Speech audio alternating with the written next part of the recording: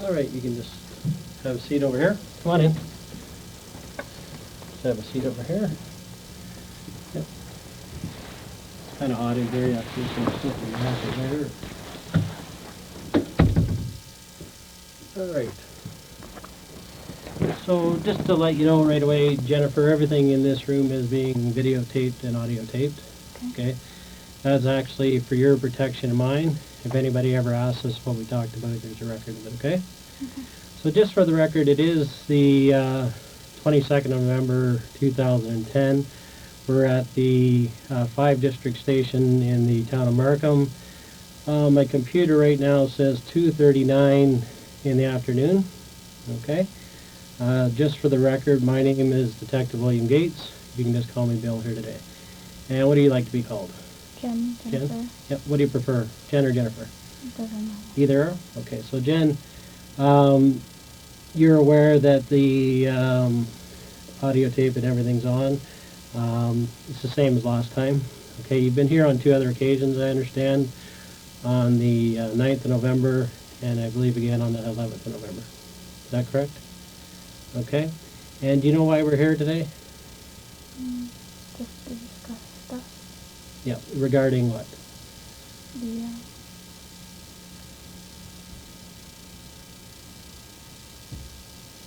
what happened at my home. Okay. And that happened, there was a home invasion, for the record, there was a home invasion at your residence on the 8th of November 2010, is that correct? And your residence is located at 238 Helen Avenue in the town of Markham, that's correct? Okay. And as a result of that home invasion, your father, Pan, was actually shot, and your mother, Pan, was actually killed. Is that correct? Yeah, you'll have to speak up a little bit just so I can hear you. Sorry, yes. Okay. So that's what we're going to discuss here today. On previous occasions, a commissioner of oaths has come in and you've sworn the video statement. Is that correct? Yes. Okay. And on those sworn video statements, you promise to tell the truth. Yes. Is that correct? Yes. Okay. And I'm going to have to get you to speak up or we can't pick it up. Yep. And what was your understanding that if you did not tell the truth, what would happen? That there would be jail consequences. There could be. Okay. There are specific charges for fabricating evidence, for public mischief, or obstructing police in a police investigation. You understand that, right? Yes. Okay. So the same thing applies here today, okay? That if you were to make a false statement, if you were to lie to the police or mislead the police in an investigation, you could be charged with those offenses of public mischief, fabricating evidence, or obstruct police. Do you understand that? Okay. Then, of course, if you had anything to do with the actual homicide itself, of course you could be charged with murder. You understand that? Yes. Yes. Okay. Now, do you understand what your rights are here today?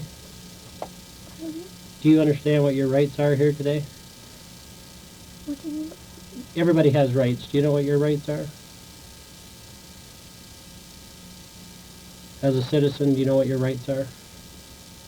That you don't have to speak to the police? They went through some things with you before. You don't have to give a statement if you don't want to. Do you understand that? No, I do. Okay. And it's your choice whether you give a statement or not? Okay. You understand that? That was on that form that they read out to you, and it said that it's your choice. You understand that, though? I do not. Okay. All right. And what I tell everybody that I speak to is that all of our rights are guaranteed, and they're guaranteed under the Charter of Rights and Freedoms, which states that when a person's been arrested or detained, well, they must be advised of their rights to counsel or rights to a lawyer. So first of all, you're not under arrest here, okay? You're not being detained. That door there, that's not locked. It's just closed to ensure our privacy, okay? So if at any time you want to leave, please feel free to do so. Okay? If any time you want me to stop these proceedings, just say so and I will. If at any time you did want to speak to a lawyer, you just have to tell me, and you can speak to a lawyer in private. We can phone a lawyer, and you can speak to them privately on the phone. Do you understand that? Okay. Now, have you ever heard of legal aid? Well, Okay. I've, like, the term is... Yeah, you've heard the term before. Do you know what it means? Okay, so legal aid lawyers are lawyers available to give people free legal advice. Okay, and they're available 24 hours a day for people at a police station, and they're available to everyone. And these lawyers give people free legal advice. Okay, so that's another option available to you here today. Do you understand that? Yes. And do you understand these rights? Yes. Okay. And do you wish to speak to a lawyer? Do I need to? Well, I just advise people what their rights are, but I can't tell you that you should or you shouldn't. I think I need to know. Okay, so that's fine. If you change your mind, let me know. Okay? Now, as discussed before, okay, in relation to this case, you don't have to say anything to the police in relation to this murder, okay? But whatever you do say may be given as evidence in court, okay? And if it had anything to do with you, that evidence could be used against you. Do you understand that? You just have to say yes or no. Yes. Yes, okay. Now, we've never met before, right? No. I just brought you from the front to the back here, Yes. and we didn't discuss the case. No. Okay, so when I meet somebody for the first time, I have to let them know that I don't want what you've said to any other police officer in this case to influence you or make you feel like you even have to talk to me here today. Okay? And whatever you've said to date to anyone about this case, you don't have to repeat that, nor do you have to say anything further. Okay? But whatever you do say, that may be given as evidence. Do you understand that? Okay. Okay. Just tell me your understanding of what I've been telling you. Just tell me what you understand me to say in your own words.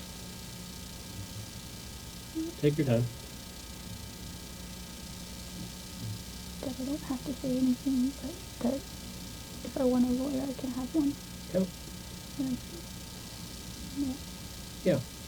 And I don't want anything anybody else has said to you to make you feel like you have to even talk to me. I don't want them influencing anything that may have said previously. Do you know what I mean? Okay. Okay, I don't want you to feel forced into talking to me. Okay? All right? Do you have any other questions? Do you understand? Okay. Now, since you and I have never met, of course I know a lot about you because I've been following the investigation. Okay, but I don't know everything about you. And I hate talking to people when I haven't formally met them. Okay? So if I were to ask one of your friends about you, or you wanted to tell me yourself, how would you describe Jennifer Pan?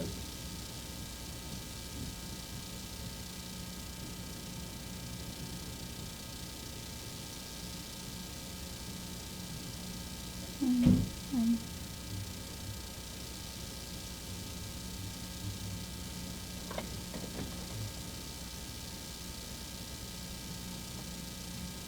Just maybe a bit about your history, where you grew up and where you went to school.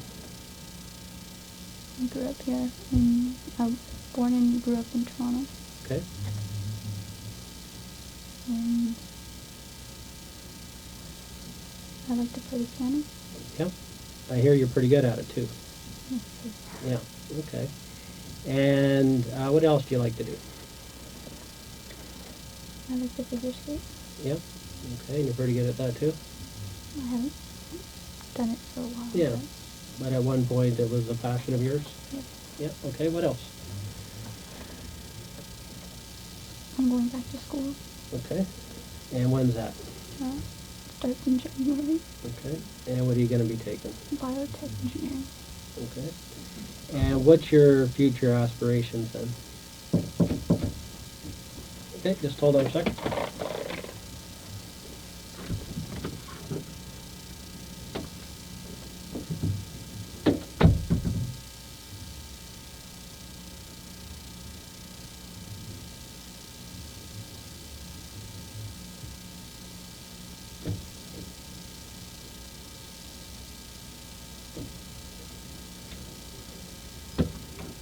Okay, we're having technical difficulties here. Okay, so that's why they interrupted me. What we're going to do is, if you don't mind holding tight there, I'm just going to move my equipment to the other room. Okay, and then I'll come over and we'll move over there next door. Okay? I'm just not comfortable being on my own. Okay, I'm going to be right here though. Okay? Yeah, if you have a problem, just knock on the door and I'll come right over. Okay, I'm just going to be 3 seconds. I just have to take the stuff here, move it over there, and then I'll come and get you. Okay?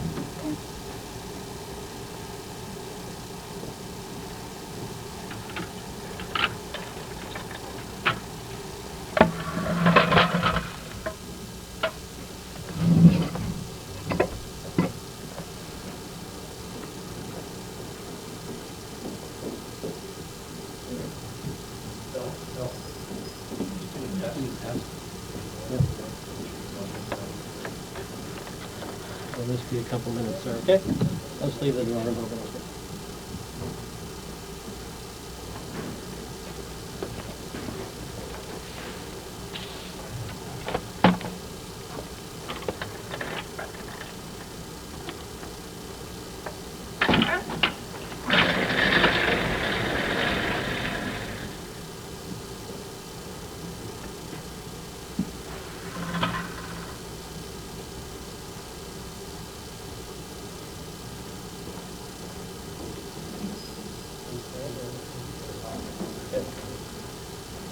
Test of the video equipment, 5 District, 22nd of November. Yes, good.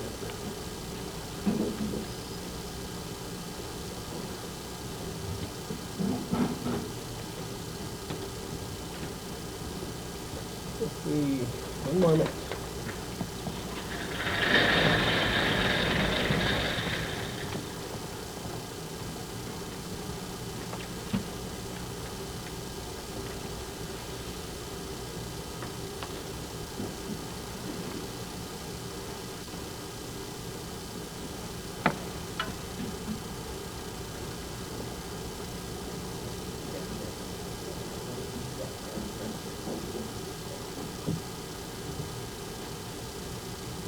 All right, so we're going to switch rooms. The equipment's now working over there. We had a technical problem here, but it has been audio taped. We just lost the video and audio from the video machine itself. Okay, so if you don't mind just coming across the hall. I'll walk right across together here. And sit in the chair at the bottom there. Just down here if you don't mind. Yep. Okay. So just for the record, this room is being videotaped and audio taped, just like the other one, okay? And I'm just going to grab my chair from across the way, okay?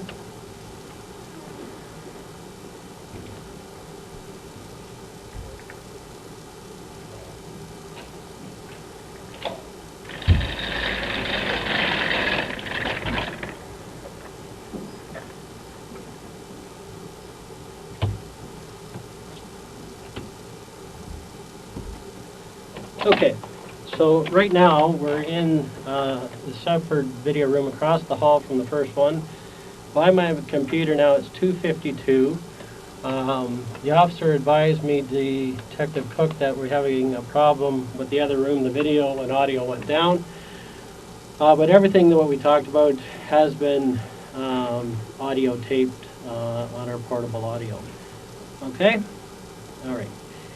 Now, just for a recap, we reviewed why that you're here today to discuss the home invasion that occurred at your residence at 238 Helen Avenue on the 8th of November, okay? And that in that incident, your mother was killed and your father was shot but survived, right? And we reviewed what your rights are here today, that you didn't have to speak to the police, that anything that you do say to the police here today could be evidence. Is that correct? Yeah, you just have to speak a little louder. Yes. Okay. And that if you had any involvement, well, first of all, if you provided a false statement or lied to the police a person could be charged, or you could be charged for obstruct police, public mischief, or fabricating evidence. You understand that? Yes. And that if you had any involvement in that home invasion, then you could be facing charges of murder and attempted murder. Okay, do you understand that? Okay. And anything that you do say to us in regards to that home invasion is being recorded here, and that could be used as evidence in court. Okay? You understood that? And that you don't have to say anything to us in relation to this case, but whatever you do say may be given as evidence. Right? You understood that? Yes. Okay, and lastly, that we've never met before, so I don't want anything any other officer has said to you to influence you or make you feel like you have to say anything to me here today. And whatever you've said previously, you don't have to repeat that, nor do you have to say anything further. But whatever you do say, that may be given as evidence. Is that correct? Yes. Yes. Okay. All right. So we were just starting to talk about yourself, and you were telling me that you do or have had a passion for the piano, and you do like figure skating. Okay. What are some of your other likes? What are the things you like to do? So sit and watch TV with my friends. Yep. Okay. And who are your specific TV buddies? Adrian. Okay. And his last name? Interrogation. Okay.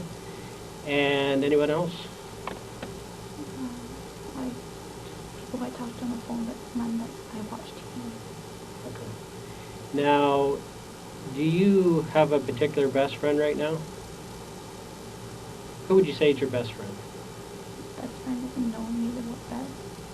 No, who that you get along with, that you have a special relationship with, like a best friend. Who's the friend that you like the most, or that you get along with the best? Daniel. Daniel? Okay. And what's his last name? Long. Okay. And why do you say that you're best friends? I wouldn't say best friends, but he's able to comfort me and calm me. Okay. And how does he do that? Just, we've been friends for a long time, and I don't know, it's just, we used to date, and it's just part of me still gets calm whenever he reassures me something. Yeah. Okay. So you have history. Okay. And I know you've said some of these things to the police before, but I just want to go over it for my own understanding. So when did you first date Daniel? In 2003. Okay. And how'd you actually meet? We went to school together. Okay. And what school did you go to? Mary Ward. And is that a Catholic school? Yes. Yeah. Okay. And when did you start going to Marywood? In 2000. Okay. So you started grade 9 there? Yes. Okay. And in elementary school, where did you go? St. Barnabas. What's that? St. Barnabas. Barnabas, okay. And do you practice Catholicism, or do you practice a different, are you Catholic? I do practice Catholicism, but I do believe in some Buddhist beliefs. Yeah, okay, well, that's good. Okay, so you have Christian beliefs that are both Catholic and Buddhist religions. Okay. And how long were you baptized when you were born? Or okay. And were your parents Catholics then? My father. Okay, your father. Okay. And what about your mom? Buddhist. Okay, so that's where you get the combination. Okay. And yep.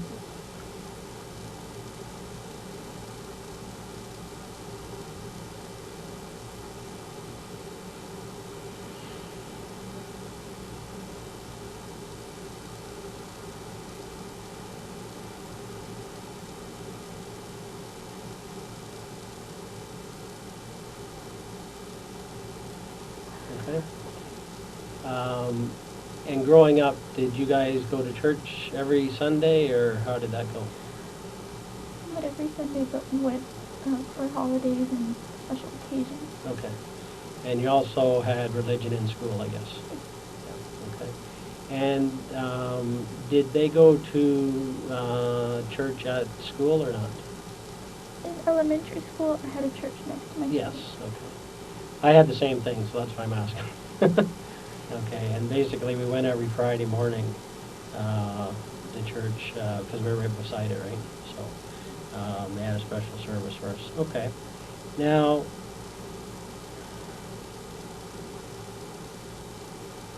what else can you tell me about growing up? Just I lived on a schedule. Okay. And tell me about that schedule. Just school, skate, piano, a little swimming, a little karate for a couple of years. So it was a steady schedule. Okay. And how did you get into skating? To be honest, I think my parents just applied, Okay. and I just took with it. And how old were you when you started? 7 or 8, I think. Okay, so young. And how long did you stay in it? I was 16, I believe. Okay, so quite a long time. Okay. And what made you stop going? I tore my ACL a lot. Okay. So injuries. Okay. If you didn't get injured, would you still be doing it? I would hope so. Yeah. Okay. So that's nice. And did you, as far as that, did you do like competition skating or? Yeah. Okay. Competitive skating. And how did you do with that? I wasn't at the top of the pack, but just the middle average. Yeah, so that's good though. But you did actually enjoy it. It was more than just going for competition. You enjoyed actually doing it. I was petrified of the competition. Okay. All right. And where would be the farthest place you would go for a competition? Like, would you go outside of this area? Yes. Because I actually I said Scarborough in Toronto. That's where I trained and grew up. Yep. It wasn't until later that I moved up to Richmond Hill, just the last year or two. Right. But we went everywhere from Orangeville, Yep. Mississauga, just in and around Southern Ontario. Yeah. Okay. And tell me about the piano. When did you start with piano? When I was 4. Wow. Okay. And you're still doing it, I understand. Okay. And I hear you actually teach.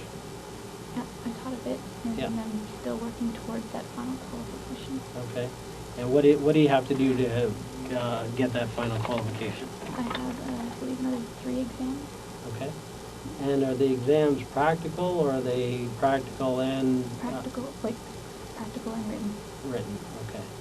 And like an exam, how long would that take to write? Writing exams take about 2 to 3 hours. Okay. And are you in that process right now, or? I was, yeah. Yeah. Okay. And so, when do you hope to complete that? I was hoping in June. By June you would. 2011. Yeah. Okay. And so you went from a student and now to a teacher, is what? Yeah. Okay. And although you don't have your highest papers, you were still able to teach students? Yes. Yeah. Okay. What does the actual full papers give you? What will you be able to do with that? It's just a formality. An achievement? Yes. Okay. Credentials? Okay. Can you charge more? I don't know. Okay. When you've been teaching, what would you charge for lessons? Mainly they were just family friends, so it was just $10 half an hour. Yeah. Okay. And how many students would have you been teaching? For the years, just 3. Okay. Over what time period? Say 4 years. 4 years. Okay. All right. And do you have any students right now, or? No.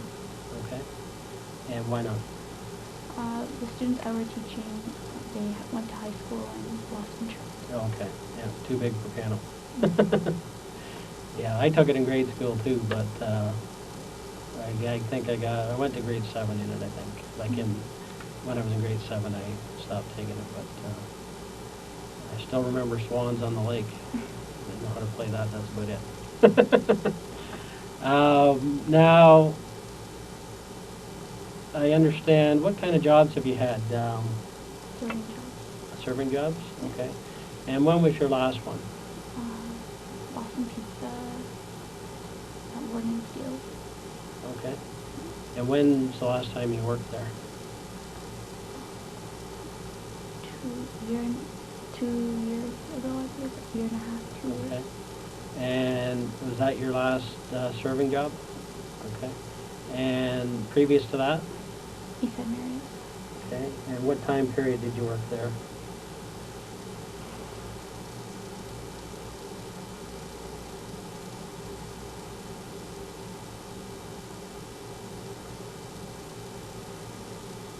Sorry, I don't remember exactly. Around maybe 2005, maybe? Okay. And how long? 3 or 4 years. Okay, you spent 3 or 4 years there, okay. Why did you switch from East Side to Boston Pizza? When I went over to Boston, I did both for a little bit. Okay, yeah. And I found that Boston Pizza was easier and better. Okay, better tips or? Yeah, it was Okay. easier because it's less unlimited stuff to run and Okay, more appreciative guests. okay. The experience was better for you? Yeah. Okay. And, but you haven't done that in about 2 years? Okay. And any particular reason? Just try to concentrate on piano and... Okay. All right, on your studies? Pardon me? On your studies? My piano studies? Yeah, yeah, okay. And what is it that you're hoping, you're going back to school, what is your ultimate goal for school? I want to finish this 3-year biotech course. Yep. And see how the field is after 3 years, because I know it's booming now, but I'm not sure how it's going to be in 3 years. Okay. And what job would you like to get from it? Like, what are some of the jobs that you would get with a degree in that? I haven't really looked much into it, Okay. to be honest. All right, all right. Now, if you could pick any job yourself, not talking about anybody else, but if you could pick for yourself, what would it be? I want to be a piano teacher when I come home. But in the daytime, I'd like to have a simple, maybe like a lab technician job, just work 8 hours a day, and then come home and teach piano. Okay. And so why don't you do that? I actually did try to apply for pharmacy technician, but I wasn't eligible to enter.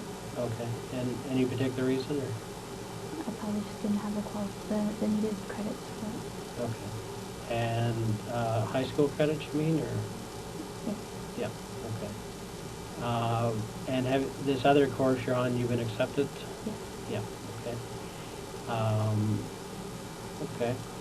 And from that, I guess you could be a technician, though? I believe that if I get through the first year okay, I will be eligible to transfer to the technician courses. Okay, all right, sounds good. Okay, now, I understand that you mentioned a schedule, okay? Whose decision to have you on a schedule? Well, it was more along the lines of where I was at my skating level. Yep. And what times were needed to be at certain places.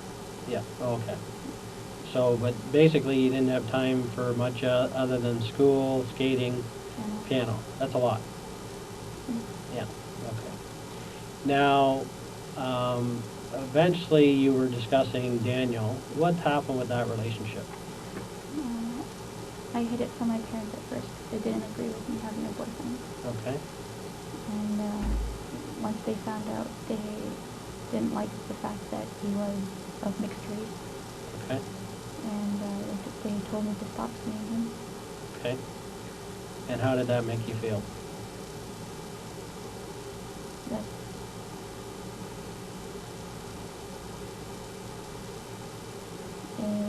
he was the person who just filled an empty void for me. So it felt that a part of me was missing.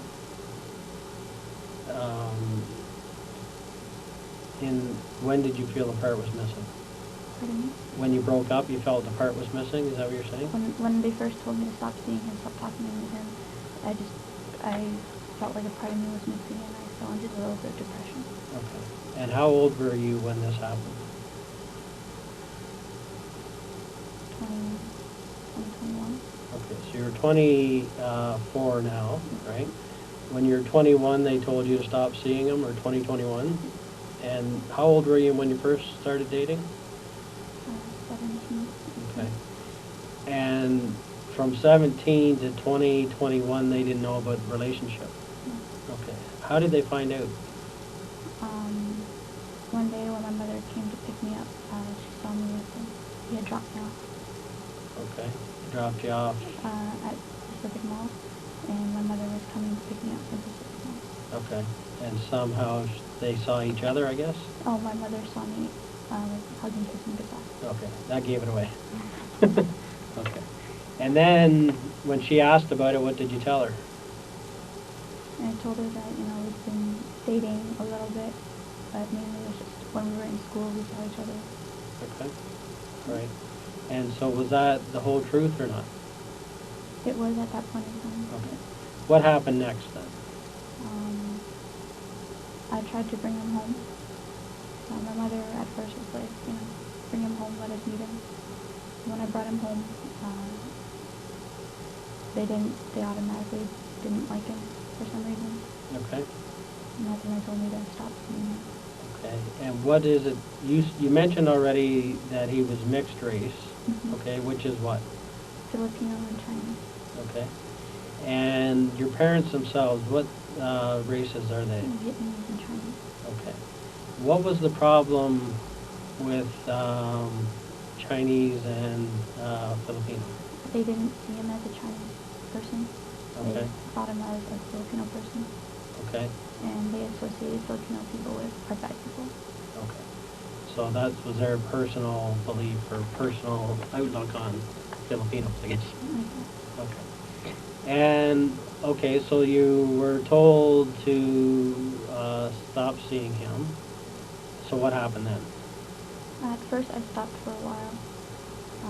But like I said, I just felt really empty and I felt depression, and Okay. I started talking to him again. Okay. And how would you get a chance to see him? Seeing him was really difficult. Okay. I would try to see him before a class here and there. Not much time, but sometimes I'd ask a friend of mine, Gary, who's a mutual friend of ours. Okay. He'd come and tell my parents that he was picking me up for dinner, and the three of us would go out to dinner together. Okay. So he'd pick you up at the house? Yeah. Gary? Yeah. And what race is he? He's white. He's a white guy? Yeah. Okay. And did they have a problem with white guys, or? No. No. They didn't have a problem with you going to dinner with Gary? No. No. And they were just against this guy? Daniel? Yeah. Okay. Now, were they against you going out with friends? A little bit, yeah. Okay, but they let you go with Gary, so... Well, it was, like I said, they didn't say yes often, but when Okay. they did. All right, so, and then what would happen? Gary would take you to Daniel? We would meet up at like our sushi place. Okay, where was that? Sometimes we'd go to Taste of Japan, and we Yeah. tried sushi on 7 once. Sushi on 7? Yeah. Okay. And where's that first place located? Woodbine and John. Woodbine and John? Yeah. And what about the other one? 7 and Kennedy. Okay. And so you like sushi? My friend Gary likes sushi. Okay. And how did you meet Gary? Through Daniel. Through Daniel? Yeah. Okay. But he's become your friend as well? Yeah. Okay. And when's the last time you would have spoke to him? It's been a while. Been a while? A good 3 or 4 months. 3 or 4 months. And since you and Daniel broke up, how often would you see Gary? Once we'll see him. Well, he'd stop by my house sometimes if my mom was at work. Okay. And how many times do you think Gary took you to see Daniel? 3 or 4 times. 3 or 4 times, okay. And when would the last time have been?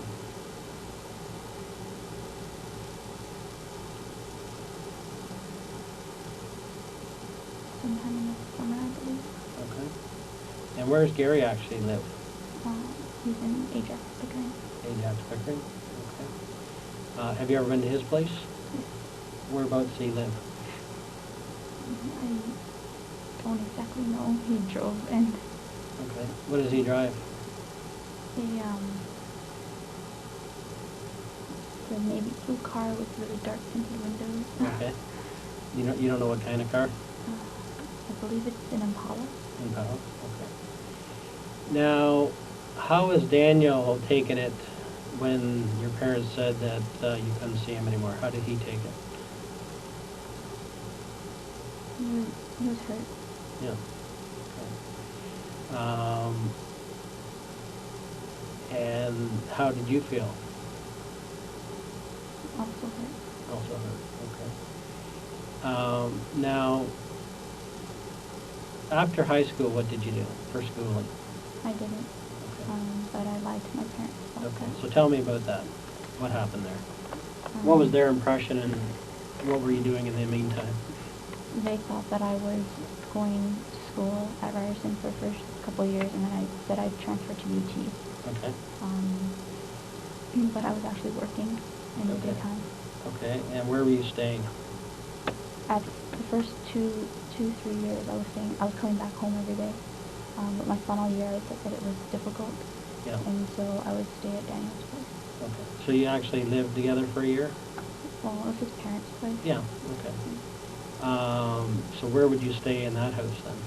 They had a spare bedroom. Okay. But when his parents got more comfortable, they let me stay with him a Okay. little bit. All right, so you slept in the same room for a while? Yeah. Okay. All right, so is it fair to say that you had an intimate relationship? Yeah. Yeah, okay. And of course your parents didn't know about that? No. No, okay. And how long was the relationship intimate, would you say? You've been dating for 7 years almost, I guess. At what point did it become intimate? I'd say after high school sometime. Yeah, okay. And his parents were, I guess, more liberal than your parents? His parents, they loved me. Yeah, okay. And they recognized that you loved each other?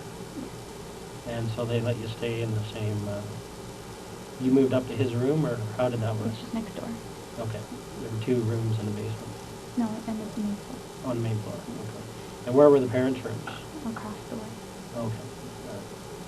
All right. I'm guessing that sometimes you sneak into each other's rooms before they let you do it? No. No, you didn't? Okay. I'm just thinking what young people would do. Okay. But how long did you end up staying in the same room before you moved back home? Maybe 2 years. Yeah, okay. So you lived there for 2 years then? Like I still came home every weekend and stuff. So, Yeah. Yeah. Okay, but they thought you were where, on campus? At a friend's place. Okay, all right. And if they phoned you, they would just call your cell? I called them every morning. Okay. And every night. You cut it off? Okay.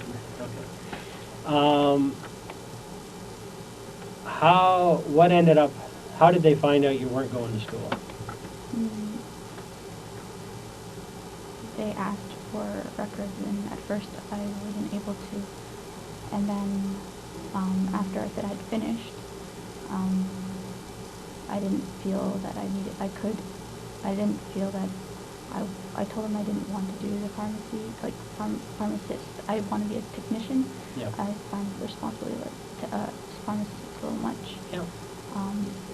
I told them that I wasn't really into it, and because I hadn't gone to school for it, so I had lied about it. I didn't want to go and pursue applying for the job when I didn't have the qualifications. Okay. And they thought you did have the qualifications? Yes. Okay. And how did you try to prove to them that you did have the qualifications? Or I bought online. I got a friend of mine to buy online a fake diploma. Okay. And what friend was that? Daniel. Who's that? Daniel. Oh, Daniel? Okay. Yeah. What'd it cost to buy a fake, 500 or something. wow, okay. And, what happened when you gave them that then? They stopped hounding me for a bit until they realized I wasn't actually, I wasn't pursuing looking for the job hard enough. They're wondering what was going on. Okay. Then what was the next step? What ended up, how did you end up back home, I guess? They called up my friend, who I said I was staying with, in the middle of the night, and she was groggy and forgot what day it was, and so she's like, isn't she home? And I wasn't home. And Okay. She messed up. I don't blame her, but... No, okay. And what was that friend's name? Topaz. Topaz, okay, so she was your cover. Okay, and she basically got caught because they called in the middle of the night. Okay. And so then, how did they approach you on that? They called me and they told me to come home immediately. Right now? Yeah. Okay, and what happened? That's when they're like, that's it, like, you're staying home and we're going out and we're gonna get your life back on track. Okay. And what did you say to that plan? That I was still doing my piano career, and I didn't feel that, like, I felt that my piano career could take me, and that I didn't understand really. Okay. At first. So you expressed your opinion, but they wanted more. They said that they wanted an education. Okay. And a degree. Okay. And so ultimately, a plan was set up, I guess? Yeah. And what was that plan? To go back to school. Okay, this January? Actually, it was supposed to be for September. Yeah. But it was too late to apply. Okay. So I reapplied for January and I got it. Okay. Now, when did this actually happen? That they found out or that they brought you home? About a year and a half ago. Okay. And so, what's been happening in the last year and a half then? Like, you finally got into school now, I understand. What's been happening for the last 18 months? Just a lot of piano, like Okay. catching up on my theories and stuff Okay. that I've been slacking a little. And yeah, pretty much piano. And then I also did a little summer school to get my high school calc so I could apply it, because I know calculus is a big thing in applying for college and universities now. Okay. So I did do that one summer as well. Okay, and what's your math skills like? They were pretty good, but they've gotten rusty over the Yeah, years. yeah, okay. Yeah, you're not 18 or 19 anymore. Mhm. And you haven't done it in a few years. Mhm. Okay. So you just, is it home studies or is it internet studies? No, I did it at a summer school. Okay, you did it, but are you doing any correspondence? No. No, okay. And so what was when they said this is what's going to happen, what were all the rules that got put in place to make sure it happens? That I wouldn't see Daniel or talk to Daniel anymore. Okay. And that my friends would have to come and over to the house rather than me go out. Okay. Or if I went out with a friend, they'd need to call and make sure. Okay. And did you have a curfew or anything? They always said before like 9 o'clock usually would be home. Okay. And would they ever waiver on that?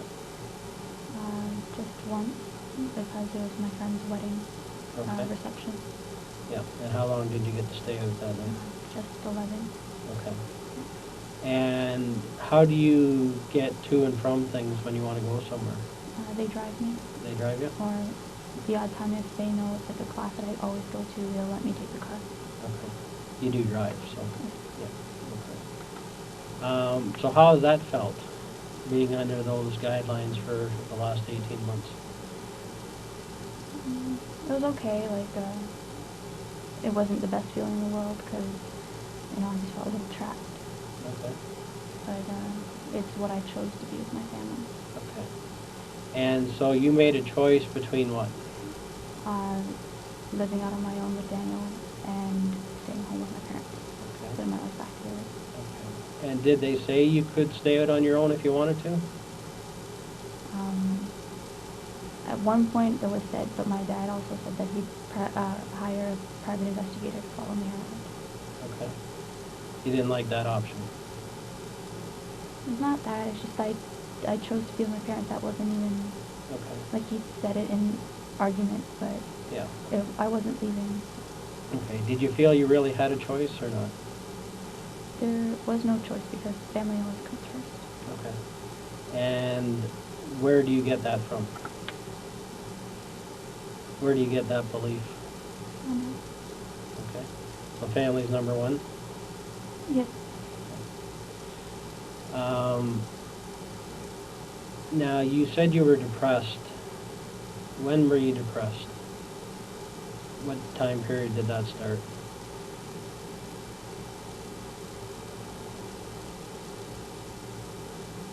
I was depressed in elementary school for a little bit. Okay. The depression started, I'd say,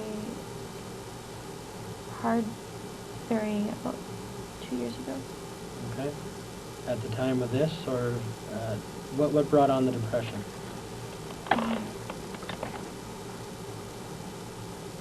Just, I wasn't happy with any parts of my life.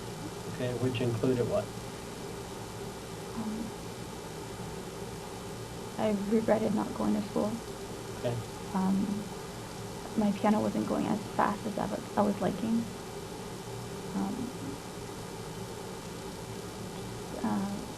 My friends were moving on with their lives, and it felt that I wasn't going anywhere. I was kind of being left behind. Okay. And that I didn't understand why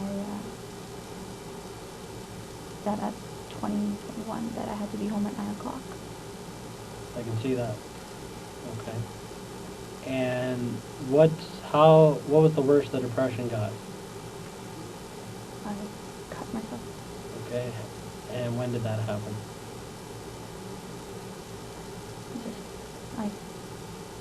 Where did you cut? On my wrist, and once people started noticing, I'd hide it other places, but Okay. never twice in the same spot. So how many cuts do you have on you? Now, none. None? No. They've healed? Okay. And did you want to kill yourself?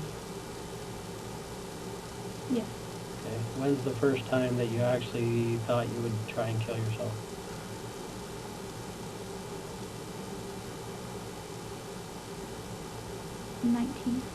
At 19? What was going on at that time that brought it on? Like my friends were in school and I wasn't. Okay. I just came to the realization that,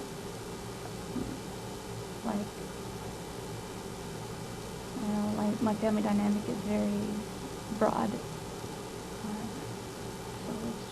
So I just felt everything was crumbling around me, and I wasn't able to hold anything up for myself. Okay. And you really weren't able to tell your parents you weren't in school? Mm. So it was tough living a double life type thing? Yes. But is that fair to say? Yes. Yeah, okay. And did you ever try to actually kill yourself? I tried once. And what did you do? I tried to overdose on Tylenol. Okay, and what happened? I wasn't able to do it. Okay, how many did you take? 4 or 5. 4 or 5, okay. And where did that happen? In my bedroom. In your bedroom? Okay. I guess you just got tired. Yeah. You woke up the next day. Well, I stopped myself. Oh, okay. You could have taken more, but you didn't. Okay. All right. When you were cutting, were you actually trying to kill yourself? No. No. What were you trying to do? Control one part of my life. Okay. And what did that do for you when you actually cut? I was able to feel physical pain, so I didn't have to think of other pains in my life. Okay. So it was a distractor. Okay. Did anybody know you were cutting? Not at first. Okay. Who was the first to find out?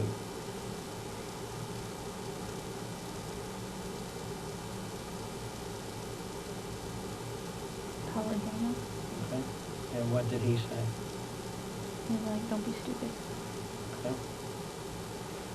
Did your parents ever find out? They noticed it, but they never, like, I don't think they realized what it was. Yeah, then, okay. What's the lowest you ever got? What was the lowest moment you ever had?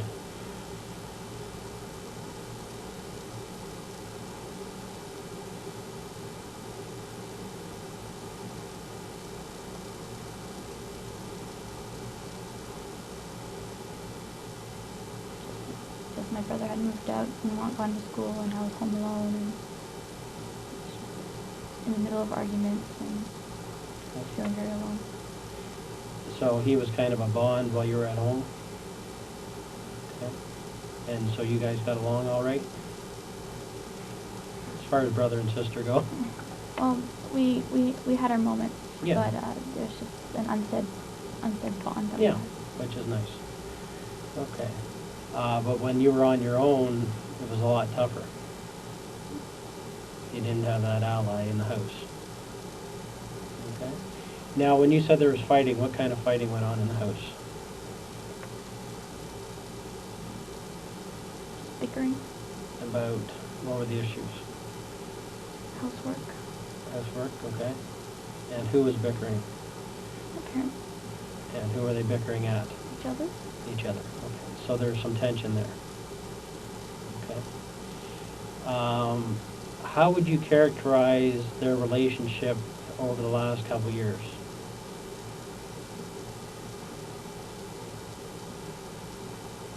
What do you mean by that? How has it been in the house for them as a couple?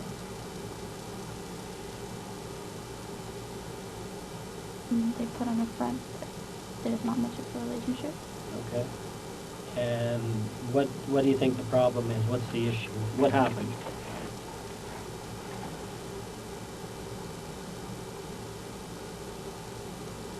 My mother took on a lot of responsibility, Okay. doing everything, paying the bills, cleaning the house. She was just fed up with doing it by herself. Okay. So she was depressed too, or not?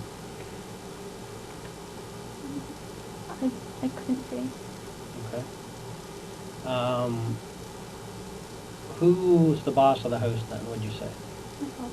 Okay. And so, what does that mean? Pretty much his opinion is what goes on. Okay, so he has the final say on, and how did your mom take that? She just went along. She went along? Okay. If you had a real problem, could you ever go to either one of them? I don't know. Okay. And what would you and your mom discuss? Future plans. Okay. And did she agree with your father's plans or not? Sometimes.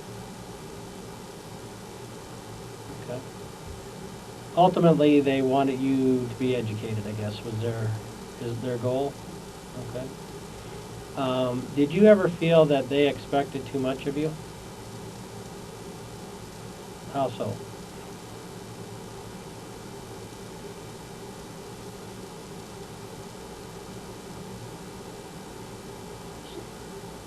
Comparisons to other people. Okay. So who would they compare you to?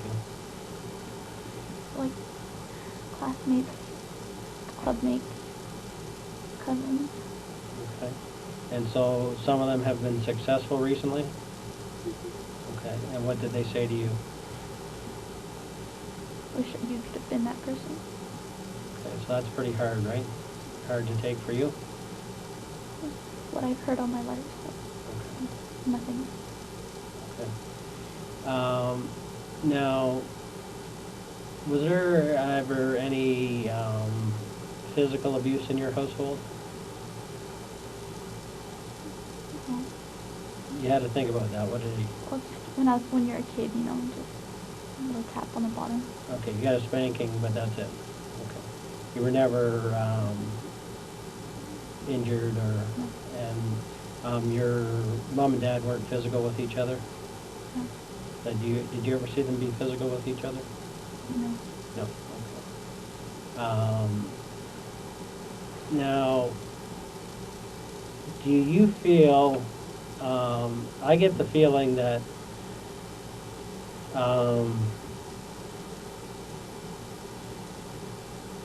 they think you could do any job there is. Is that true, or? I don't know. I guess my question for you is, did you ever feel like, I know you're smart and they believe you're very smart, but did you ever feel you weren't as smart as what they thought that you were? Yes. Okay, I get that feeling, Yes. that it's pretty tough to live up to their expectations. Okay, like your dad ultimately would like to see you be like a doctor, that type of thing. And maybe you can't do it, right? And I'm not saying you can't, but I get the feeling that those were pretty high standards for anybody. Not everybody can be a doctor, okay? But they may have acted like you could have done it no problem. Is that fair? I guess. Like, I don't want to say something that's not accurate, but I just get the feeling that their expectations were so high that few people would be able to reach that expectation. Yes. I'm not just talking about you, I'm talking about anybody. Yes. And it started at a young age. Yes. It didn't start just when you went to university. No. It's been an expectation Yes. that since you were a child that you would be successful, Yes. better than everybody else.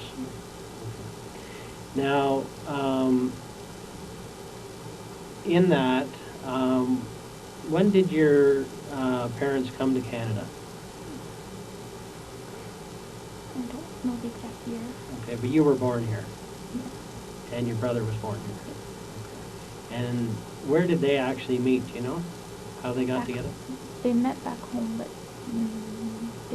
they just knew of each other back home. Okay, Back which in back Vietnam. home means Vietnam. Vietnam, okay. And when, and did they grow up in the same neighborhood or same town or something? I guess town, maybe, Yeah, okay, area. all right. Okay. Okay, so eventually, how did they, what else did you do to pretend you were in school? What kind of things would you do to try and make it look like you got your grades or? When they asked for something, I'd try to make a document for them. Okay, so what type of documents did you? Student loan Okay, and report cards. okay, and how did you do them? Using Photoshop. Photoshop, okay. And what did they say when they saw the report cards? Did they ever question it? Not at first. No. Okay. Up until, how did they actually figure it out? When, I know they figured out you weren't living with your friend, do they still, at this point, even know that you don't have any university? Yes, my father knows Okay. When did he find out? that. After I told the police. Okay. So up until this event, They just thought that I didn't go to school this full time. okay, but they still thought you had some credits? Okay. How did it feel having to lie to them all those years? It's really hard. Really, really hard. Like, I wanted to tell them, but it just, they always looked down in disappointment. Okay. And I'm sure there were days when you actually planned that this is the day I'm going to tell them, and then Yeah. you just couldn't spit it out. Okay. All right.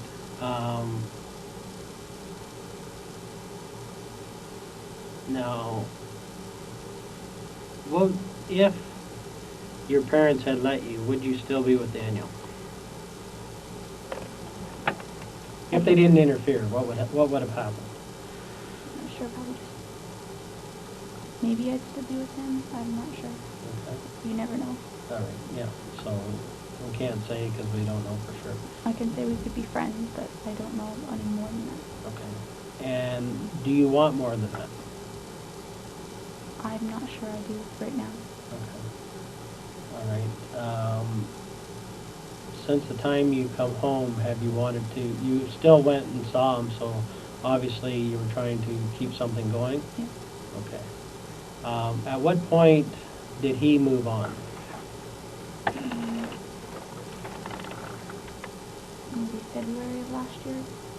Okay. Of '09 or February of 2010, of this year? No, 2010. 2010? Okay. And how did he move on? One of his old friends, he fell for it. Okay. And who is that? Christine. Okay. And how does that make you feel? I knew that we weren't together, so. Okay. But it made me feel that I wasn't good enough to be waited. To wait, you mean? Okay. So what was your kind of plan then? Go back to school and... Get my degree, make something of my life with my parents, and Yep. then once I make my life, then see where we would go. Okay. So it was upsetting that he didn't wait till that played out. Yeah. Okay. Depressing for you. For me. Yeah. Okay. What about him? He still came back and said that, I love you, and if the circumstances were different, but it's not.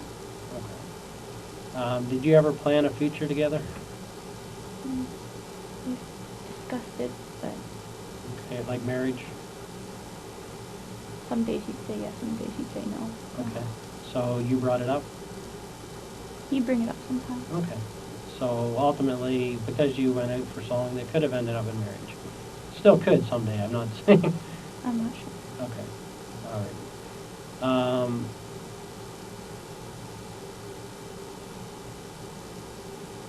On a fairness scale, where would you put this? Did you feel it was a fair decision What do you mean? that at 24 you have to stay at home with a curfew of 9 o'clock?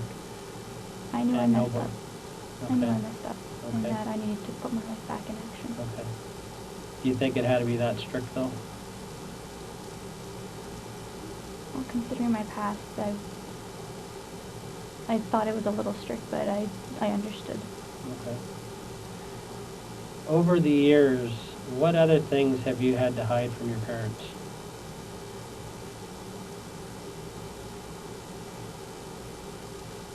Well, just besides having boyfriends and not going to school. Okay.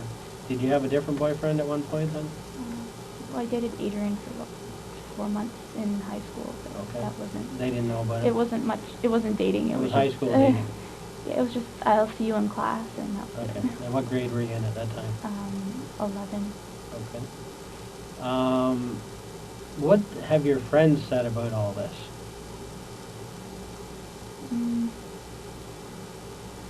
Well, they don't know about the whole school thing. They just know I'm going back to school. Okay. Who else knows that you never went to school though? Topaz. She Oh, yeah, she kind of knew. She She- thought I was staying with Daniel. So. Oh, okay. That was the cover, but she thought you were still going to school. Yeah. Okay, so she didn't know the whole story. No. But she knew she was your cover. Yeah. She just thought it was so that they wouldn't know where you were staying. Yes. Okay. Did anybody else know that you weren't going to school? Who would know that? I didn't tell her anything. Daniel? Yeah. Anybody else? No. Did his parents know? No. No. Okay, so just you and Daniel. No. Okay. What other things have you, in your depression, had to lie about over the last year? Just going to see him, that I was still talking to Daniel, and that I'd try to find ways to communicate with him. Okay. And how did you end up eventually communicating? Through cell phone. Okay. How did that work? I text him, and he texted me back whenever he could, and Yep. just delete them when I got them. Okay. Now, how did your parents monitor this cell phone? When I was around them, they didn't like me on it. Okay, so what would they say? Who is that? What is it? Why is it so important? Okay. They ended up taking it for a couple weeks. When was that? When I first, like about a year and a half ago. Okay. Since then, how many times have they taken it away from you? I can't count. More than? 5. More than 5? Okay. And what were the occasions that resulted in them taking it away from you? Like on the phone too much, or they thought it was Daniel, or that they thought it was a distraction. Okay, so where would you be trying to make these calls from? Where would you be in the house? In the basement, like if I had to go get something in the basement, or if I was in the washroom. Okay, so they would actually watch you every second almost. Well, not every second, but they knew whereabouts I was all the time. And if they heard you talking. Yeah. Now, did they ever barge into the room and take the phone off you? No. No. Okay. So a lot of times I guess you were trying to text so they wouldn't know? Yeah. Is that fair to say? Yeah. Yeah. Okay.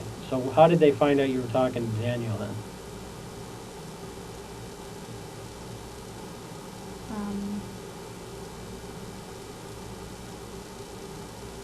They just assumed that I still do, I guess. Okay. Was there an occasion where you said they checked the phone, or? Oh, I told you I deleted the call history and stuff like that. Okay. And did they ever find it before you got it deleted? No. No. Okay. Now, did they ever take the phone, but you had another phone? Yes. Okay, so how did that work? He got me another phone, and I just, whenever I wanted to talk to him, I plugged in a SIM card. But I kept the SIM card out of the phone in case they found the phone. Yeah. And that there would be no card in it to use. Okay. So did they know you had more than one phone? No. No. Okay. Now, how many phones did you end up having? Just the 2. And which were what? The bell line that he had, that Daniel bought for me. Yep. And then my own Rogers. Okay, so your Rogers line, what's the number on it again? 647-965-2118. And then the one he gave you? I don't remember it. I didn't give it out, so I don't remember. All I remember is like 519 was the middle 3 numbers. Okay. It's a Bell, Yes. Bell number, and he gave it, so you can plug that SIM card into any phone and it'll work? Yes. So you could even put it in your, is it a Samsung phone you had? Yes. It didn't work in my Samsung. It had to be an iPhone. Okay. And so where did you get the iPhone then? Daniel. Okay. He got it for me, and my brother, he has one. Okay. He got 2 of them, and he had to fix around, and the internet didn't work on the one I had. Okay. Now you mentioned you were looking to get a new phone? Yes. What were you trying to get? My contract was ending, so I was thinking of looking into buying another phone. Fido plans are good, but I didn't like the Fido phone. Okay. So I was planning on, I got the SIM card. I didn't activate it yet because I wanted to wait for my Rogers plan to be over. And then I was going to go to Fido and then go to Pacific Mall and buy a phone that I liked. Okay. How much would a phone be? 800. 800? Like the new ones are like What kind of phone were you hoping to get? iPhone 4. Oh, okay. Or the new BlackBerry. The latest, okay. Mm-hmm. Now, you actually had a BlackBerry at one point, though? My brother, yeah, he gave me one of his friend's old ones. Okay. But it didn't, again, no internet, no nothing. So. Okay. You need that internet, eh? Well, it wasn't that I needed it, it was just convenient. You'd like it? Yeah. Okay. Now, did they ever take an iPhone off of you? Did they ever find it, or did they just always take your Samsung phone? Yeah, I'd always take my Samsung phone. Okay. So right now, you actually have a third chip then, you're saying? Yeah, I just bought it, but I hadn't activated it yet or nothing. Okay, and that was with who? Fido. And what's the number for that one? There is none. I just bought the box. Oh, the box. Yeah. Okay, SIM card only. Yeah. Okay, and what kind of phone can it go into? It came with like I bought a $50 phone, so when I activated it, it would work. Okay, and I don't know the model, it's just a basic basic phone. Okay. What kind of phone then? It's just a Fido phone. I don't know. Okay. You don't know the brand on the phone? Okay, so where's that phone now then? It was at home and my brother just brought it for me, but I'm not using it because Oh, he ended up buying it for you? No, he brought it. It was still at my house. And Okay. he just yesterday he just brought it home. Okay, so he's been back to the house. Have you been back to the house since? I can't even go near the house. Okay, all right. And where are you staying now then? At my Uncle Nan's house. Okay, and how's that going? It's okay. Okay.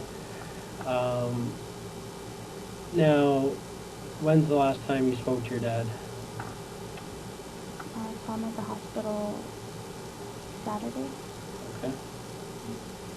And then he called me this morning just to see if my brother had made it into school okay. Okay.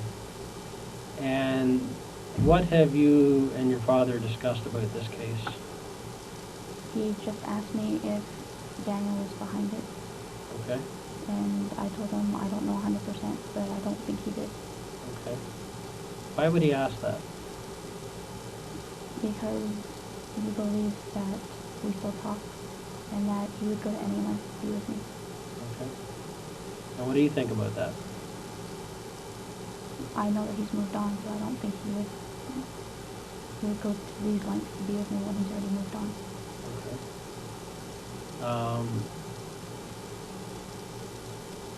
What else did you discuss about the case? About what happened that night? I haven't spoken to him about it. Nothing about what went on? Any details? No, all he said was that, was it Daniel? Okay. And you told him you don't think so? I don't think so, but... Is it possible? I don't think he knows anyone. I don't think he did it, but I can't say 100% sure. So you can't say no, you can't say for sure not. Is that what you're saying? Has he told you that he did it? Who? Has Daniel told you that he's done it? No. Or had anything to do with it? No? No. Okay. Now, who else have you discussed the case with? Well, besides the officers and my social worker, I haven't spoken any details to anybody. Okay. What about relatives? My uncle did ask me if he confronted me about something about having a black friend, but I didn't know what he was talking about. Okay. Do you have any black friends? No, but when he said that the police officers had a photo of me talking with a friend, he's not really a friend, he was more a friend of mine's roommate. Okay. So I didn't, he's not a friend of mine, but, yeah, I did meet up with him once or twice. Okay. Okay, and who is that? My friend Andrew, one of his old roommates. Okay. I only know him by Rick. Rick? Okay. And where did you meet him? The first time he met me near my piano school. Okay. We just met up, and my friend Andrew was like, he was on the phone, and he was like, yeah, that's my friend. My friend was busy working in Mississauga, and they were having some rent problems. So they asked me if I could help them out with their rent. Okay, so what happened? So I met up with him a little later at Agent Court, just chatted a bit, and then I lent him the money. Okay, so how much money did you lend him? Don't remember, like about 1,100. 1,100? Okay. And this is, you gave it to this Rick guy? Yes. Okay. And he was introduced to you through Andrew? Yes. Okay, what's Andrew's last name? Montemayor. Okay. Is that one of the friends you talk to all the time? I don't talk to him a lot, but Okay. occasionally we go through like maybe a week or two of talking a lot, and then we drift apart for a couple months. And then How do you spell his last name? Montemayor? Montemayor. I forget. Okay. What's his phone number?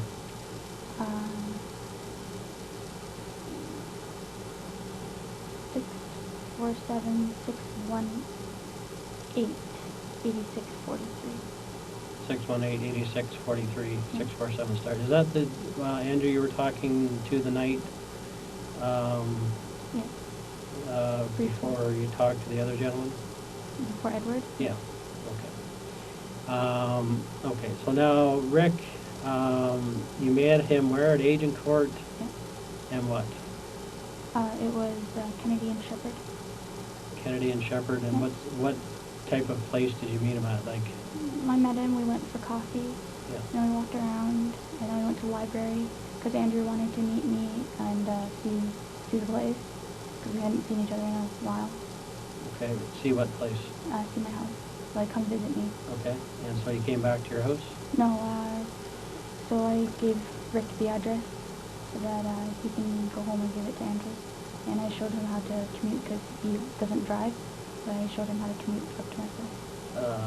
So you took Rick up to your place? No. You just told him where it was? Yeah. And he was to tell Andrew? Yeah. Who then could come and visit you sometime? Yeah. Okay. And so what was the building that you met for coffee at? What was the coffee shop? Tim Hortons. Okay, and where was the location? Kennedy and Shepherd. And when was that? I'm not sure. Spring, summer? I don't remember exactly. Okay. This year? Yes. Okay. And second time you met him? That was the second time I met him. Where did you meet him the first time? I told you near my piano school. Okay, sorry. And where, though, specifically? Shepherd and Rumor. And where, at another coffee shop, or what was that? No, I just finished piano. We introduced each other, and then I had to go home. Okay. And who else was there? Nobody. Okay. And how did he know to come see you there? We were on the phone with Andrew, and Andrew was like, yeah. And where was Andrew at the time? He was in Mississauga, I believe. Okay. And so, the first time you met him, what did you talk about? No, just hello, I'm Andrew's roommate. Hi, how are you? Okay, so he was living with Andrew at the time? Yeah. Are they still living together? I don't think so. Okay. And where were they staying? I'm not sure, somewhere in Mississauga. Okay. And who, why didn't Andrew just meet you? He was in the process of doing insurance stuff. Okay. Like, I think he was doing classes or seminars or something. Yeah. So he wasn't able to come out to Toronto. Okay. And what race is Andrew? Filipino. Filipino. Okay. And this Rick guy, him and Andrew lived together for how long? I'm not sure. He just said he was a really good friend. Okay. And they lived together. And so what was the time that you met him first then? When was that? Maybe just a week before I met him the second time. Okay. And what did you discuss then? Nothing. It was just who he was, and Yeah. and then I had to go. Okay, and so the next time you met him, how come you met him the second time? Because that's after that, Andrew was like, yeah, we're having problems with rent. And Okay. And, okay, so they wanted money. My aunt friend Andrew wanted to see if I could lend him some money Okay. to help with rent. And so you did? And you gave the money to who? Rick. Okay. That day at Tim Hortons? Yeah. Okay. And what else did you discuss that day? Just what he liked doing. Like he said, he liked these like Japanese manga books and Japanese? Manga books. They're like comic books or something. Okay, yeah, that's his hobby? Yeah. What else? Like I asked him if he was working. He was like, no, I'm looking for a job, and Okay. I just like bought my piano stuff, and that was about it. Okay. What is it that Andrew actually does? He's doing some sort of like selling life insurance, I believe. I'm not 100% sure. What's the company he's with? I Did he don't try know. to sell you a policy yet, or? No. Usually they go after their friends first, right? Yeah, but I told him right off the bat, I'm like, I'm okay. I'm not buying any. Yeah. Okay, so you gave him $1,100. Where did you get the $1,100? I have a lot saved up from when I was serving. Okay. Cash. Okay, so how much do you have saved up? Like now, or? Yeah. Well, I had about just a little under 1,000 saved up recently. Okay. Yeah. All right. So right now, how much do you have? 1,000, you're saying? Well, now I don't have any, right? Okay. You took it all. Okay. So, now, before Andrew took the money, how much did you have?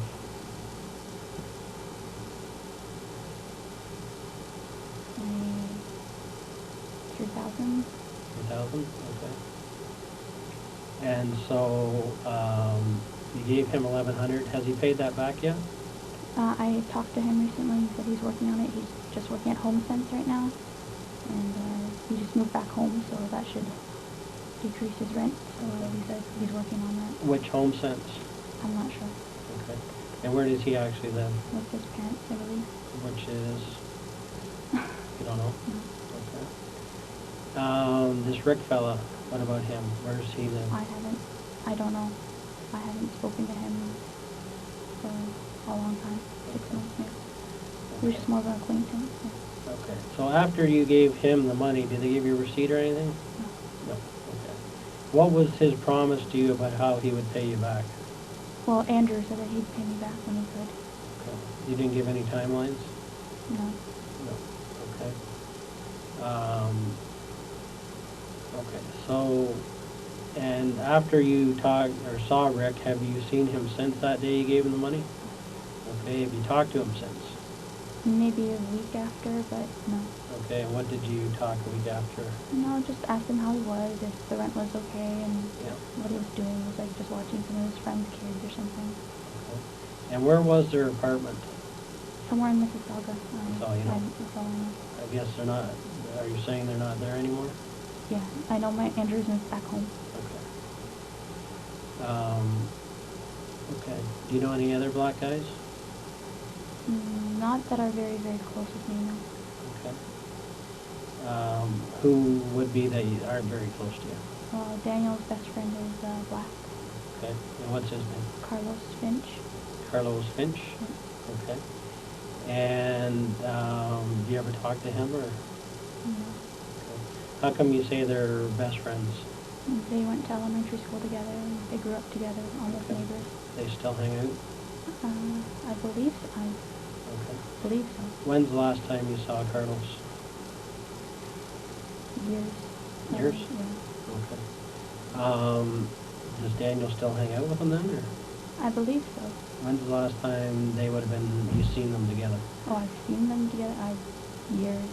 Does Daniel ever talk about them? Sometimes for birthdays and stuff. Okay. So like I went out for my birthday or his birthday or Oh, mutual Carlos friends' would be there? birthdays. Yeah. Okay.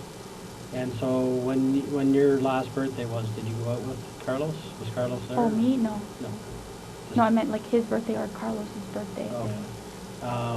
When Daniel's birthday comes around, do you make a point of seeing him? I try, but it doesn't always work out.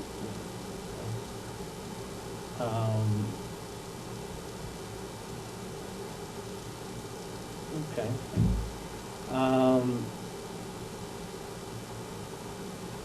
How many, so a personal black friend, you don't have one or you do? No.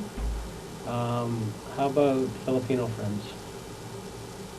Well, Edward's Filipino. Okay, He's a good friend of mine. all right. Andrew, like I said, we talk, but we're not really like close. We don't ever see each other. Okay. I can never get out to see him. Okay. What about white friends? I have Adrian Timkovitz, like I said, and Gary. Okay, they're the two. Now, is Timkovitz, is that Ukrainian. Ukrainian, European? Yeah. Okay. Do you know where he's actually from, or? He's born here. His parents were born here too. Oh, born here? Yeah. Oh, both. I believe so. Okay.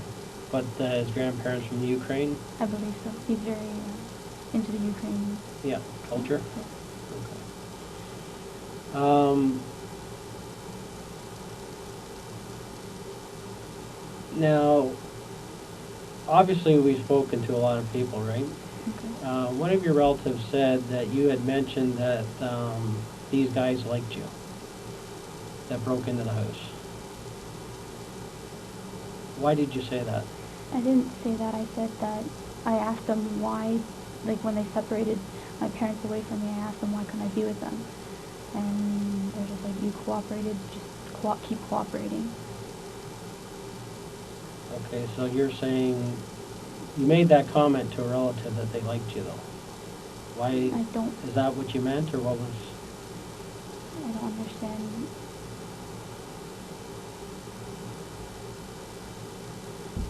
I don't really understand. Okay. Did you feel like they liked you? No, they were. If you have a gun to your head, I don't think they like you very much. Okay, but they didn't shoot you. No. Why did they not shoot you? I don't know. When they took my parents away, I asked to go with them, and they're like, shut up. Okay. But you must have thought of this. You must be thinking. I still do, and I spoken to the therapist about it. Okay.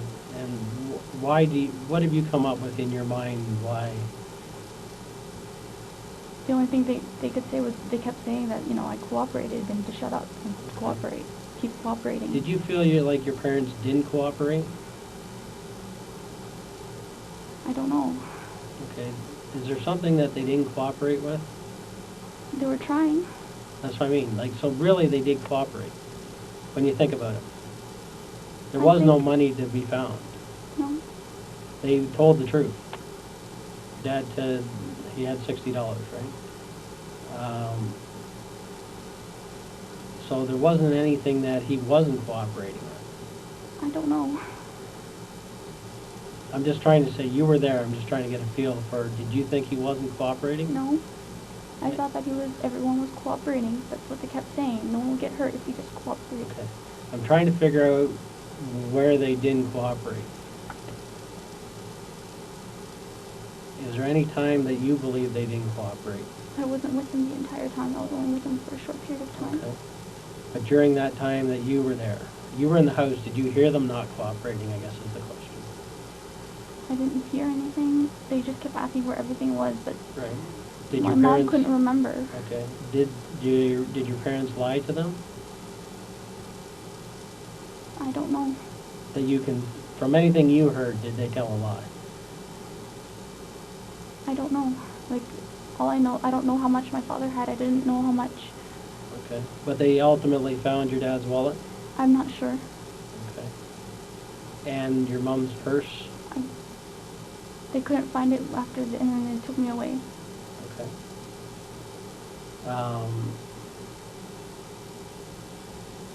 But they never lied to them, I guess is what I'm getting down to, that you remember during any interaction you had.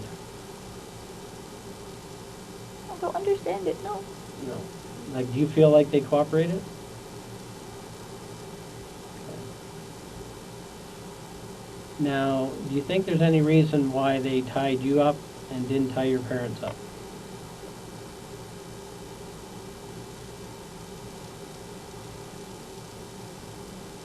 I don't know. Does that seem odd to you? Why does it seem odd? Because I was away, I was pretty much separated from them the whole time.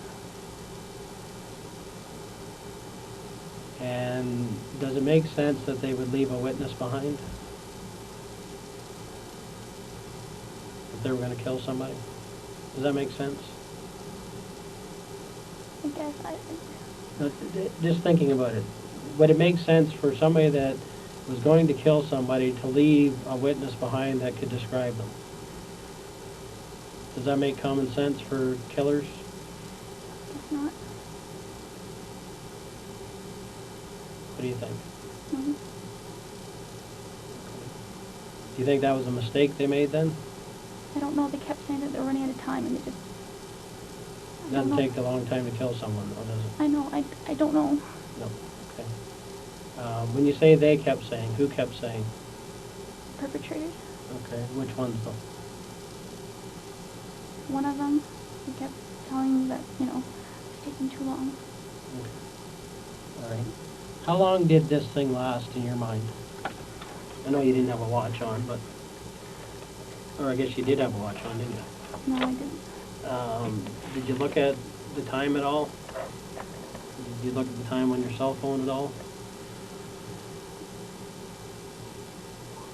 Just estimating how long it went on, how in your mind, because you were there, how long would you think it lasted?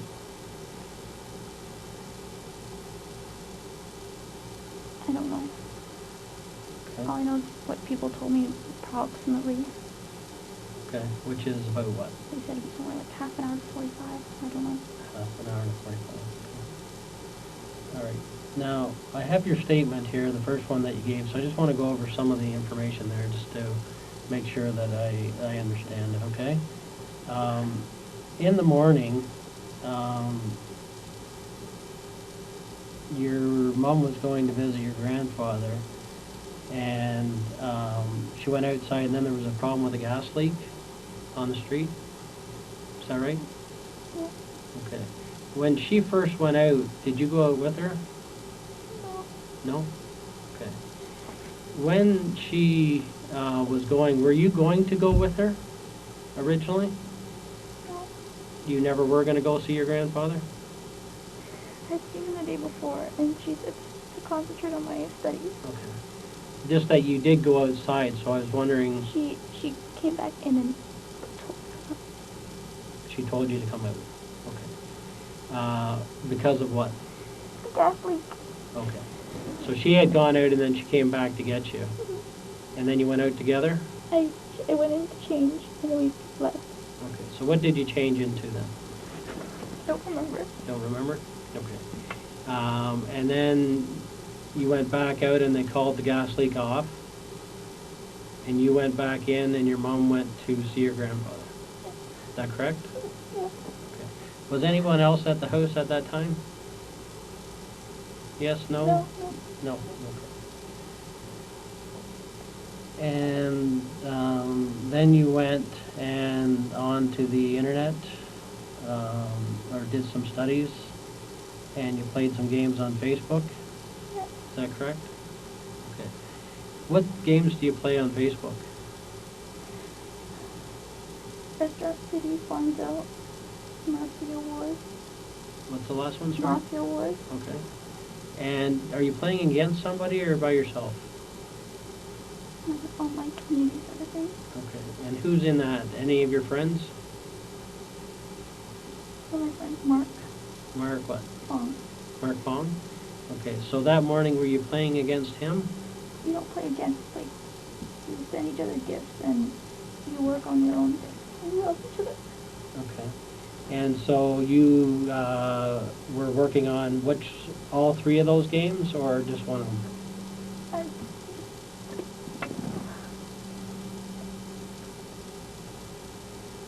don't know all of them, a little bit of this, a little bit of that. Okay.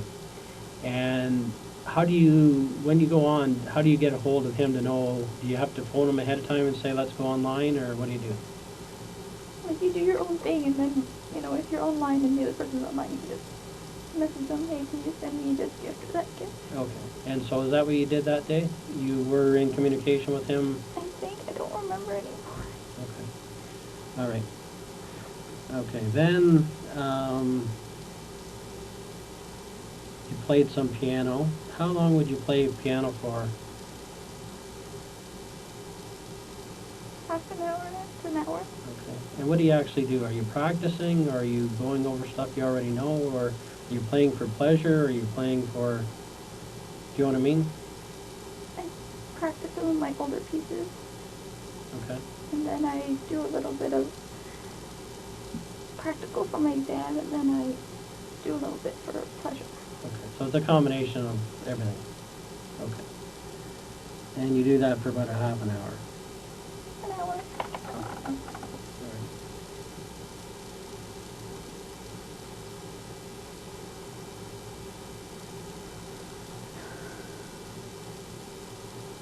Okay, so you go through the day and eventually your mom comes back around 3:30.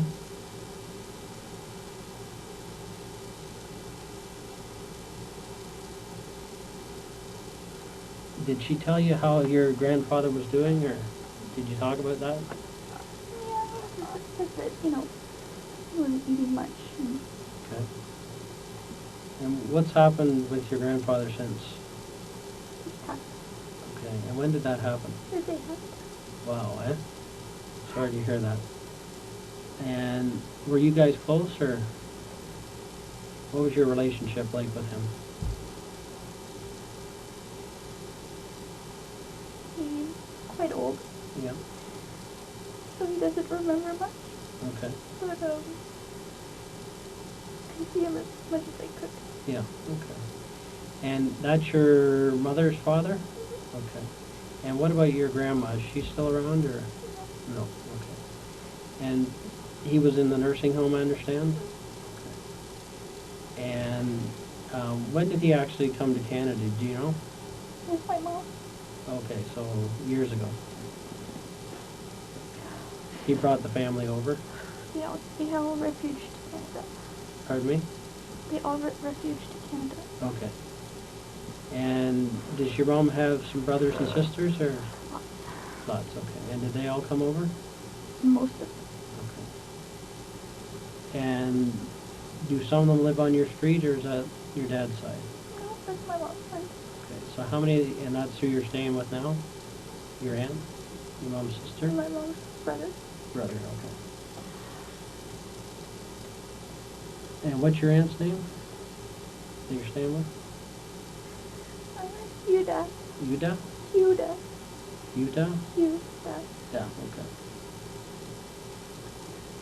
All right.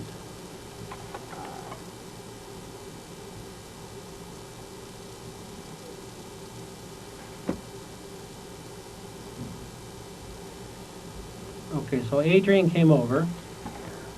Is that right? Okay. And anything, you watched some shows. Did you talk about anything? No. Like when you watch your shows, do you have talk about them after, or how's the evening going with him? We just watch, and then what's next? If there's a joke, we laugh. And Okay. And what were you watching that night? always on this Gossip Girl, but I'm pretty sure there was another show, but I don't remember which one. And how many shows did you actually watch? I'm not sure. Maybe 3, 4, 2. Okay. Yeah. And are those shows a half hour or an hour long? Some are an hour, some are half. Okay. And so the whole time he was there, did you watch TV, or did you have some conversation, or Mainly TV conversation. what's that? Just talked about. TV conversation. What else did you talk about though? Like TV. That's it? Never talked about anything else? Mm-hmm. Okay. When you watch TV, do you eat? I offered him, but no. No, you had already eaten. We ate dinner. I ate dinner. He didn't want anything? No. Okay. And from your place, how far away does he actually live? 15, 20. Okay. And where about does he live? Brimley and Fitch. Okay. And the address there? Like 15 Leeswood, I think. 15 Leeswood? Now, do you ever do TV night at his place? Mm-hmm. Okay. And obviously, what do your parents think of him? They like him. Why do they like him? Because his mom and parents are good people. Okay. And do the parents know each other? They know of each other. Okay. Like, do they go to the same church or anything like that, or same social events or anything? No? Okay. But they know they come from a good family. Okay. Now, you went up to, once he left, what did you do after he left? I went to my room. Okay, and what did you do? I watched TV and was on the phone with Andrew. Okay. And this is the same Andrew that you lent the money to? Okay. And what did you guys talk about? How he's doing with his girlfriend. Okay. And how is he doing? Like, he said that he's now working at Home Sense. He moved back home and put us straight on the relationship that they work together. She works at Home Sense? No, she works at the insurance company that he works for as well. Okay. So he got 2 jobs? I guess. Like, I know the insurance thing is just whenever it is, so the other one's more. And what else did he talk about? Not much else. That's about it. Okay. And did he phone you or did you phone him? Don't remember. What would the usual thing be? Sometimes one of us contacts one, sometimes the other one contacts the other. Okay. But you were verbally talking on the phone? Yeah. Okay. And how long did that go on for? Not long. I don't remember the call time. About? Maybe 15, 20. Maybe. Okay. And then what happened? I hung up, and then I called Ed. Okay. So you did call Ed, and then what did you guys talk about? Watching TV, how his work day was. Now, is this a routine for you to phone out in the evening to people, or? Okay. Do your parents mind you calling people, or? Yeah, so I whisper. Okay. So it's not just Daniel they don't want you talking to, it's they don't want you on the phone at all, or? Yeah, not late night. Not late nights, okay. But was that considered late, or what? Yeah. What's late for them? 9, 10. Okay. And, because your dad actually goes to bed fairly early? I think so. I don't remember when he actually. No, in general? Yeah. Okay. Because he works early. And, yeah, what time does he get up in the morning usually? 5. Okay. And your mom, do your mom and dad sleep in the same room, or do they sleep apart? Sometimes they sleep together, but lately she's been sleeping in my brother's room. Okay. Which is? Across away. Okay. Mhm. All right. So the one across from your room. Okay. How long has she been doing that for? 2 years. Okay, so it's more than lately then? Okay, so for 2 years she's been sleeping across the hall. Any particular reason, or?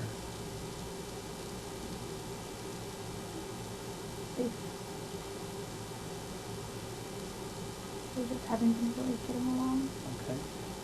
Now, what's her normal turn-in time? It depends. They're normally like midnight.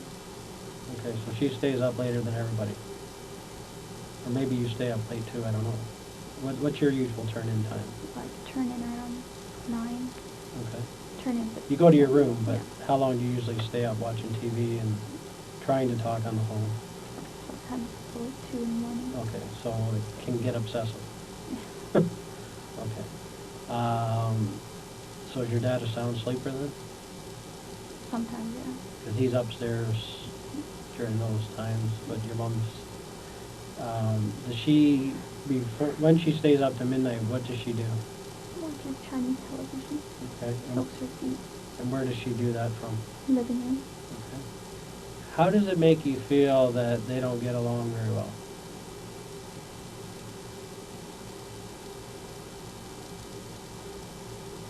What does that do to you? I have to be mediated. Okay. And when you mediate, what do you got to do?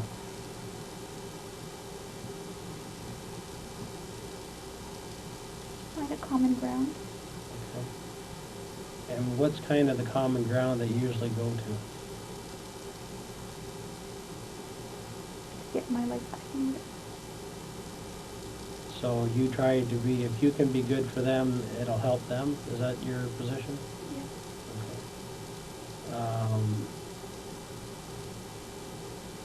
Now, what's their typical fights about? My dad being loud and noisy and inconsiderate. My mom being naggy. My dad not doing enough housework and caring enough about the house as opposed to other people's houses. Okay. What do you mean other people's houses? Just like he has all these ideas for other people's houses that he doesn't think and do our house, like decorating and upgrading and. Okay. But when he talks about his friends' houses, he has a lot of ideas. Okay. But he doesn't apply them to... Okay, and how does that make your mom feel then? That he doesn't care about this house, the family. Okay. How does that make you feel? I know that that's just my dad. Okay. How long has this been going on, the tension? As long as I can remember. It's always been there. Did your brother ever have to mediate? Okay. That year when I moved out, well, not moved up, but the year I stayed away from home, Yeah. he took a lot of it. And he was at home at the time? It was his last year of high school. Okay. All right. And then when he left, you were on your own again? Okay. What do you and your brother discuss about that? How do you feel about it? We divide and conquer. Like, I try to go and comfort my mom, help my mom off with stuff, and he goes to my dad, calming him down and talking to him about one of his interests. Okay. So separate them essentially. Okay. The arguments, what do they do during the arguments? Yeah, bigger. Okay. And when you hear the yelling, what does that do to you? Tells me I need to go to where they are to help them calm down. Okay. All right. And how often do they actually get in one of these loud fights? Almost every day. Almost every day? Okay. And what was the last fight that they had? Well, my father came home late that day. Okay. And they had an argument about that? And how did that go? My mom just left for dancing. Okay. My dad left first, and then, he left after he came home from work, and then he called him, my uncle left, and then by the time my dad got home and ate dinner, my mom had to leave. Okay. So they didn't have the time to, but originally there was a fight that night? Yeah. Okay. And what did your mom say to your dad? She said,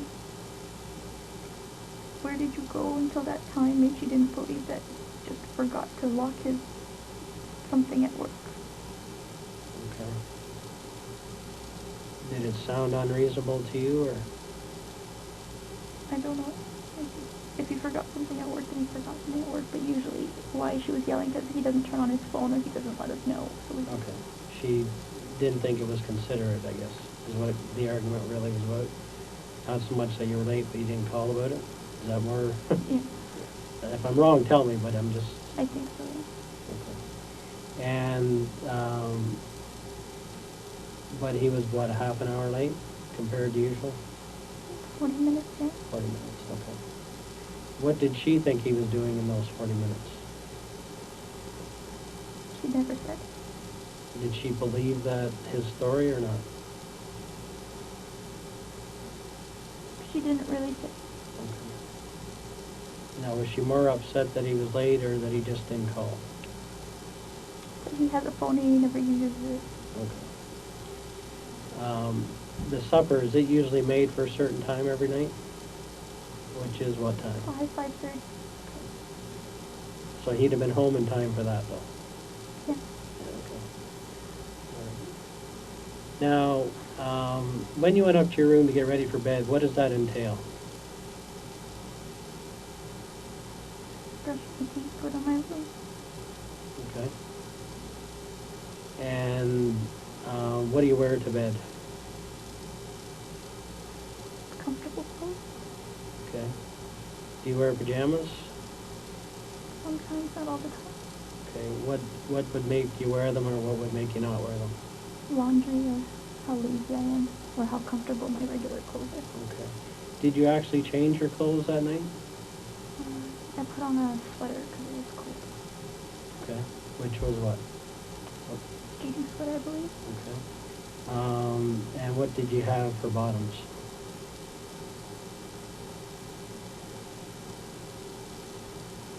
I used my pair of black pants. Okay. And so did you actually change in out of them, or how long had you had those on? I don't remember. I'm sorry, I don't remember. When would have you put them on that day? Maybe in the morning, when my mom asked me to go with her.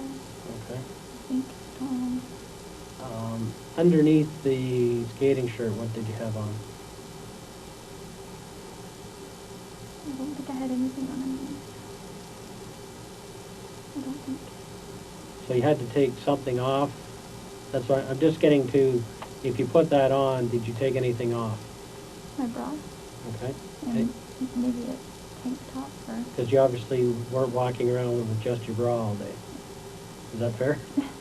I'm sorry, I just don't remember the details. Yeah, take your time. I just don't remember. Probably Okay. just a t-shirt or something. Yeah, okay. And what you put on the, you remember that, okay. And then what happened? From where? You were essentially then on the phone. Just watching, I think, just watching TV and talking to Ed on the phone. Okay. How did the conversation end with Ed? I heard my mother calling for my father. Okay. And then what? I have to go through this again. Okay. When you went to bed, was your mom home yet?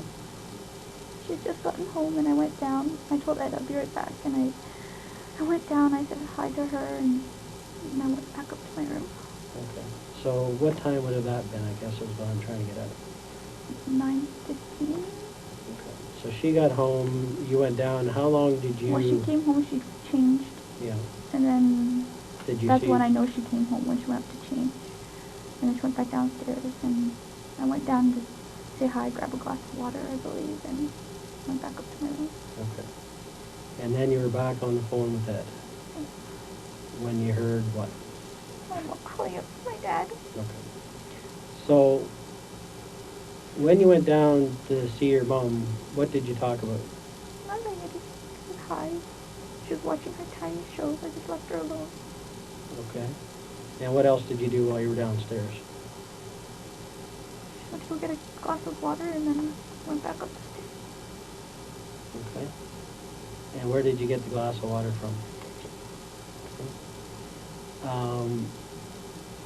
Now, while you're downstairs, at any time do you make sure that the house is secure?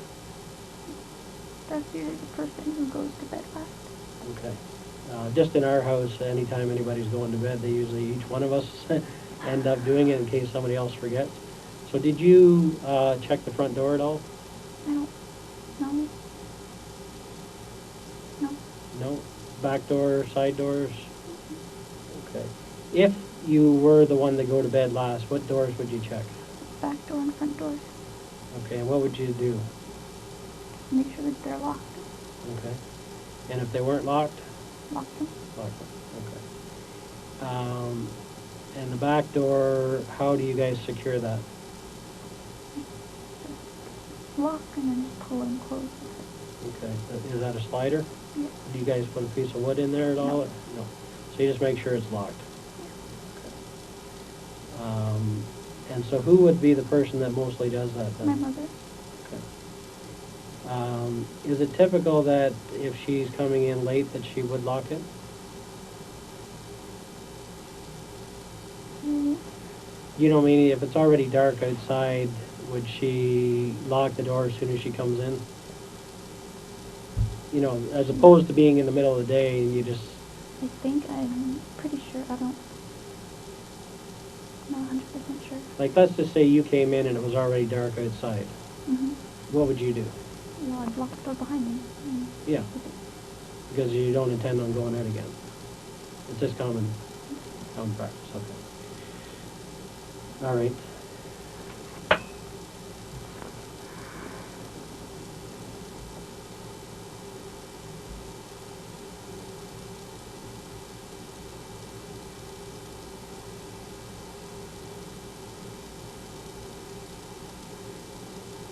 Were you injured at all during the whole process? Not really. Okay. Not really anything? No. Okay. When they tied your hands, what kind of style did they tie them? I'm not sure behind my back. Okay. And when they tied you to the banister, how did they do that? One of them was holding me, the other one was tying, I think. Okay. And how did they tie? I don't know. They maybe kept looking down. Okay. And let me look. Yeah. What could you feel? felt like a tight, and then like another tight Where did it feel tight? in my upper arm. Okay. So what was around your upper arm? Black face. Okay. And what was around, how else were you tied? On my wrist. Okay. And were your wrists tied to the banister? No. How do you know? Because they tied my wrist first, and then they tied my arm to the banister. Okay. Now, you mentioned on the tape that you were getting loose. What did you mean by that?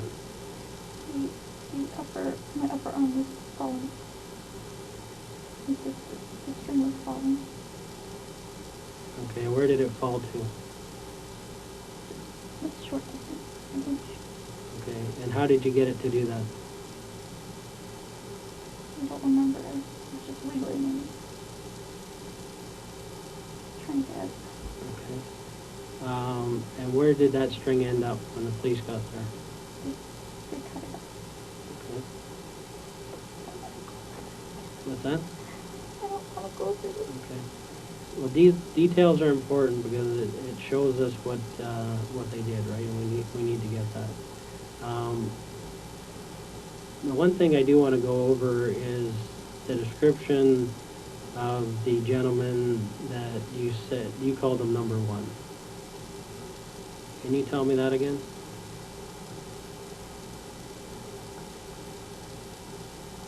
The first person that you dealt with, or that...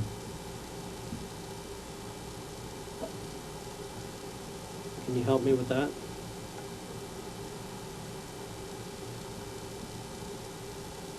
Dreadlock. Slightly shorter than maybe single. You're going to have to speak up, I can't hear you. Slightly shorter than, sorry? Just slightly shorter than you. Yep. Which is what? Maybe 5'6". Yep. What kind of build? Medium build. Okay. And what type of face? Round face. Okay. And age? Late 20s, early 30s. Okay. And then there was another gentleman that you called number two previously. How would you describe him? Slender. He's skinny. With a hoodie on, and he had his face covered. Okay. Was his face covered the whole time? Yeah, I think. With what? Bandana. Okay. Cloth. Okay. And They just tell you to look it up. okay, I appreciate that. And the third person. I didn't see him very well. Okay. Well, you did see some of them. Yeah, just taller. And what color? I think he was black. It's all dark, so. Okay. But he had a Caribbean accent. Okay. And how do you know it was Caribbean? It sounded like what I hear on TV and people around. Okay. What about voices for the other two? Number one. No accent.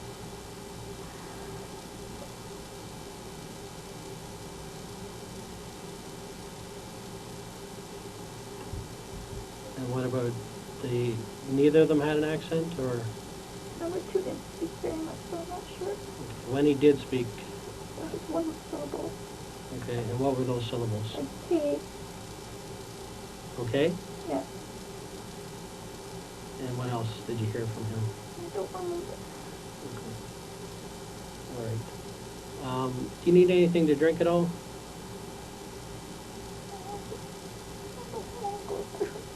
Okay. You realize that it's important, though? Okay. All right. Obviously, everything is so important that night that it's probably the most important night of your life. And I know it's tough to keep going over, but it's important, okay? I'm just gonna step out for a second, okay? Did you need anything? No? Okay, hold tight. I won't be long.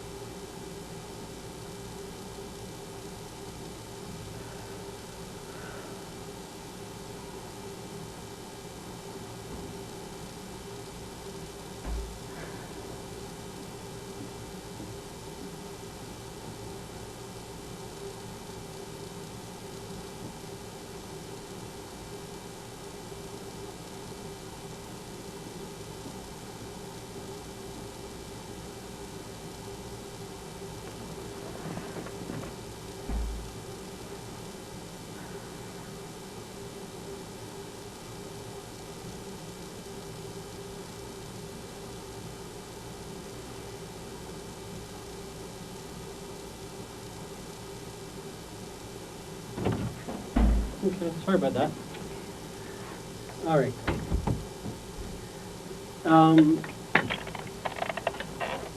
The money that you, they took from you, how much was that again?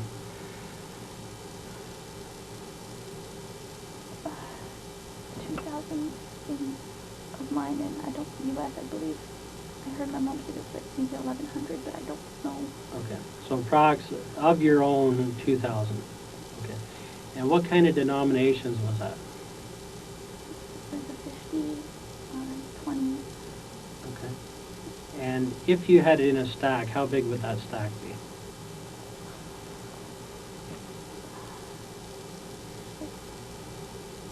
Okay, and where did you keep that?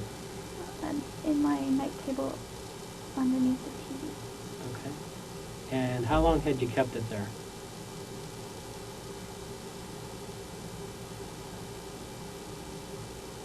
Maybe 6 months. Okay, and before that 6 months? It was in my other bedside table. Okay, which is where? Not the second bed. Why did you switch it up? Because that one got sold. Okay, so you moved it over. Did you have any other money in your room in any other places? A few 20s in my wallet. Okay, did they get that? I believe they did. Okay, did you give it to them? They pointed it out when they saw my purse. Okay, and what did they do with that? I don't know. Okay. You saw him take it or not? Mm. Okay, and you haven't been back to check since? I can't walk in. I can't go into the house. Okay, gotcha. Now, and where did that money come from? Some of it I just recently withdrew, and others is from money at the instructions uncertain. Okay. How much did you withdraw? 1,500 twice, but it was to pay back my mom for recent vacation we went on. Okay, so how much did you owe her? 500. Okay. And when did you take that 500 out? Just recently, like the day before or something. Okay, and the other 500? Early on in the week. Okay. Maybe like 2 weeks. And where did you get that from? I'm sorry? Where did that come from? In my bank. And where's your bank? I don't remember the other withdrawal, but my one withdrawal was my most recent withdrawal was at Warden, and I don't remember where I withdrew the other one from. Okay. But you went through a teller, or did you go through a cash machine? Machine. Okay, for both, or just one? I'm pretty sure for both. Okay. And how much did you take out each time? 500. Is that your maximum that you can take out on the machine? Okay. How much do you have in your account? Maybe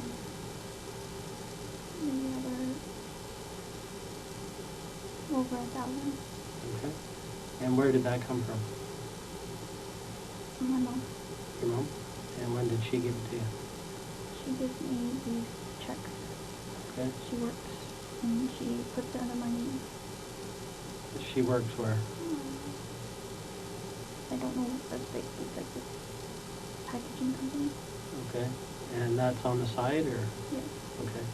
And she puts it in your name, and do you have to give her the money back then? Yes. Okay. She keeps a tab, and Okay. every time I withdraw, I give it to her. Okay. And how come you hadn't withdrawn, or how come you hadn't given it to her yet? She hadn't asked for it yet. She's like, just give it a few days, and then... But she knew you withdrew it? No, she's like, I will be withdrawing soon. Okay. So I caught it. She didn't know you already took it out. So why would you not just give it to her then? Why would you withdraw it and not give it to her? I don't know, it's just... I'd only give it to her because then she forgets to write it in her book. Okay. All right, so how often does she give you, she has a check made out to you, do you put the deposit in, or? Yes. Okay, how often does she make a deposit in your account? Once a week. Okay, for 500, or No, what's the amount? just random amounts, like 200, 300. Okay. And they come from a packaging company? And where's that? Warden in 14th area. And does she report there every day, or? No, just whenever they need to, they'll call her in. Okay. All right. Okay. Now, the reason why I'm here today, okay, is that I'm an expert, okay, in what we call truth verification. Okay, I'm not a homicide detective, okay, although I work on a lot of homicides, okay. So my job in any case, and anybody that's a witness in this case, I have to speak to, okay, after they've been interviewed originally by anybody else, okay. And so what it's about is truth verification, okay. So basically all my studies come into interviewing and detecting deception, determine if somebody's telling the police the truth, okay? Because every investigation that we run that's a homicide, we run a parallel investigation, okay? And when I talk about a parallel investigation, what I mean by that is obviously the detectives that are assigned to the case, okay, are trying to determine who's responsible for the home invasion, who's responsible for what happened there, okay? That's their job. Okay, my job is to determine whether everything somebody has told us as a witness or as a reporting party is actually the truth. Okay? Now, in my experience as a police officer, no matter what the case is, okay, for some reason or another, people make mistakes in that they don't always tell the truth. Okay? They may tell some of the truth, but they don't always tell all of the truth. Do you know what I mean? Okay? And I know in your life you've already had occasions where you're well aware what half-truths mean, right? What do they mean? You don't fully disclose truth. Yeah. So when we're talking about truth, we're not just talking about a person saying something that's not true, right? That's one way of not telling the truth, simply by making something up, right? Do you agree? Okay? But also withholding information is not telling the truth, okay? It's purposeful deception, really, right? Okay? They're leaving stuff out that may assist the investigation, okay? That may lead to the people that are responsible from being caught, right? And that's where we talked earlier about, so some people obstruct the investigation, okay? Because they provide facts that are totally not true, okay? Other things they tell about the case obviously did happen. So what we talk about is a combination of people telling things that are totally not true, leaving information out would be two ways that people haven't been truthful. Okay. So how do I make my conclusions? Okay. So some of the ways is, obviously, I count on my experience, right? I talk to thousands of people, okay? And I basically know when somebody's not being straightforward with me, okay?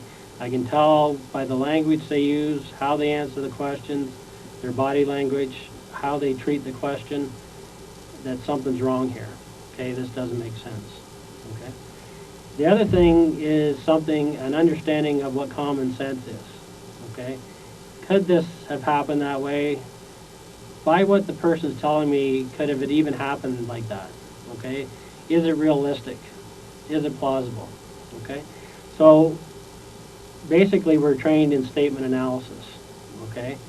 So what I did with your statement is I wrote it all out, every word that you said, okay? Just like everybody else that gave a statement. Every noun, pronoun, verb, everything, okay? And people are trained to speak in a certain language, okay? And when they are not being truthful, that shows up in their language. They don't even know they're doing it, okay?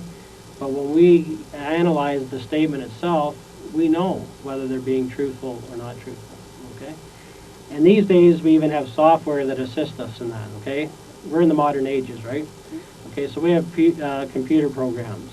And one of the ones that we utilize in these cases is an analysis program called event probability analysis, okay? And what we do is we feed everything into the computer. Basically, the computer, I type it out, and we feed it in, and it takes, you scan it in actually, and it takes a copy of everything that's been said. And it analyzes what a person has said, okay?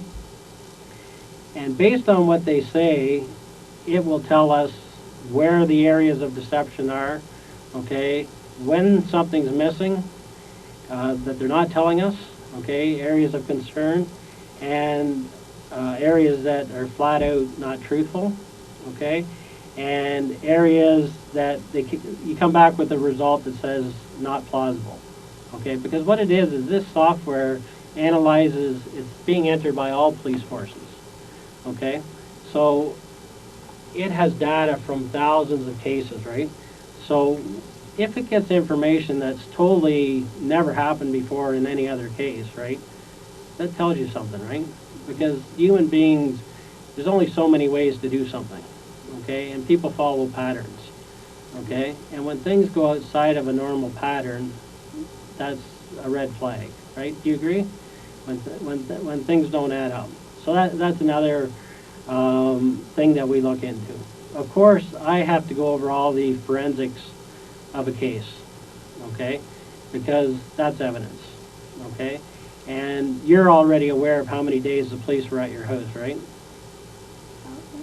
What's that? About, yeah. Yeah. Days on days on days. And when they were there, okay, they're not just there taking a couple pictures or anything, okay? They're going over that house with a fine-tooth comb, okay? They're going over every hair fiber, every skin cell, every bit of blood, because essentially, you know what DNA is, right? Okay? Basically, a person cannot go in or out of anywhere without leaving a part of themselves behind, right?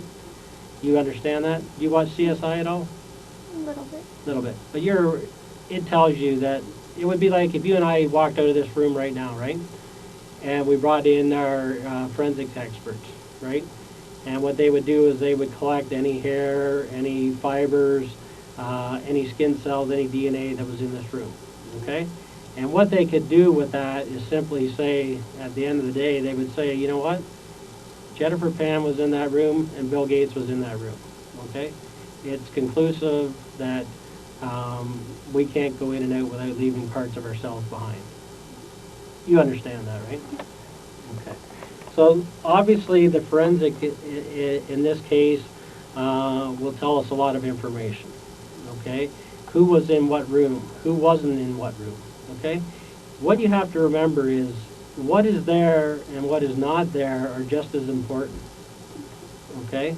So if somebody was said to be in a certain room and our experts went through there and there were no fibers from that person, what would that tell you? Yeah, they weren't there. Okay? So in my work, I'm looking for what's there, but also what's not there is just as important, and you know what? A lot of times it's even more important, okay? Because it goes to verifying what the witnesses have told me, okay? Or what they haven't told me, both, right? Okay, so that's another thing that, of course, that's done at every scene, okay? The other thing that we do is obviously we talk to a lot of people, and you already know we've done that because we've talked to a lot of your friends and people that you know, right? So you're well aware that we don't leave any rock unturned, okay? And so we go out and do that. You already know that we've contacted these people because that's part of what we do in every investigation. Okay, every interview is important. Every person that may have any knowledge at all is important, right? We also talk to people that have talked to the witnesses, okay? So if we've interviewed you, for instance, and then we go and interview that person that's talked to you, they will tell us what you said, okay? And if there's odd things in what you've told them or they don't make sense, of course, we find that out because they tell us, right? And so that's another way we can determine if somebody's being truthful. They tell someone else something different than what they've told us ourselves, or something that's in conflict with that, right? So that's another thing that we do.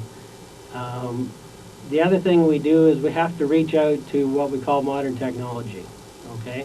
So there's some of the things that we utilize is satellite, okay? Now, do you know what satellite can do? Okay, do you watch any of these when these war programs on TV where they do bombings and stuff? Have you ever seen any of that? Or when the Iraq war was on, you ever see any of the news clips where you can see the satellite honing in on buildings? Okay, so we can go back and obtain satellite information, okay? And essentially the satellite's a 24-hour video that's going on 24 hours a day, 7 days a week, right? It's recording information, okay? And that's how the military uses it in, for precision bombing and everything else, because they're able to find out where bombs are inside buildings and hone in on that through satellites and heat-seeking apparatuses that tell you what's going on inside, right? Okay? So we're able to go back and review that, okay? And so we would have to obtain that data for a specific address, get it for the dates and time that we're concerned with, okay? And basically, if people are moving around in a house it's like an x-ray, okay? And basically we're able to tell, you know, are those movements, are those actions, that number of people consistent with the story that we've been told? Are the people in the positions that the witnesses are telling us they were in? Or are they different? Okay, and if they're different, why are they different is what our question becomes, right? So that's another thing that we do. Obviously, just to go back to forensics for a minute, what we're doing is stuff like, in this case, that doorknob's very important, that door lock, okay? And so we're looking for who was the last one that actually touched that doorknob, or door lock, right? Okay? Did somebody lock it last, or did somebody unlock it? Okay, so we would see, you would get like fingerprints of one person locking and then overlap by the person that unlocked it, that type of thing. Again, it would just be information that would go to determine what happened on in that house, right? And from there. The other thing, of course, in any case, you know about Crime Stoppers, right? Have you heard of Crime Stoppers before? Yeah, you call in. Yeah, okay. When you get a case like this, okay, people want to help, okay? It's in the papers, it's everywhere, okay? So people actually end up coming to us to help us out with the case, okay? Now, in a case like this, we're actually very fortunate because the more people that are involved in a crime, the more information we always get, okay? If a person goes out and commits a crime themselves, who knows about it? Just themselves for sure, and maybe anybody they tell, right? In a case where they actually is multiple people involved, so in this case 3 people inside the house and a number of other people involved on the peripheral, right? Each of them knows. Okay, so now we're getting into a higher number of people knowing what happens. And you know what? Somebody always tells somebody else, okay? And so that doubles the number of people that know, okay? And then over drinks and everything else, that person tells another person. And before we know it, a ton of people actually know what happened that night, okay? And suddenly we get people calling in because what? You know why? They want to help, okay? There's other people that just want the money. They know what happened, they've heard about it, they've heard it through a friend, okay? In all the years that I've been policing, you don't know how many people actually call in on their own friends. It happens all the time, okay? Because they want that money, okay? They get greedy. So we get calls all the time from people that are involved.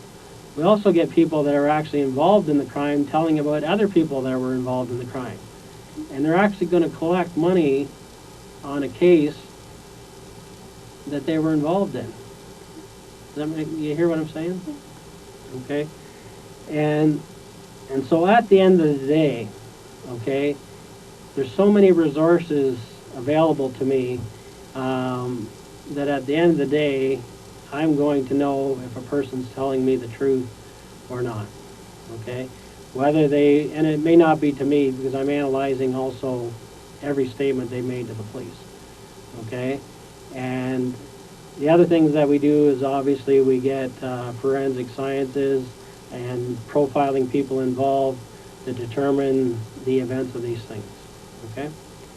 Now, I can tell you that nothing surprises me in this job, okay? I am well aware that anybody on this earth is capable of making a mistake, okay? I don't care who they are. I don't care if they're a priest.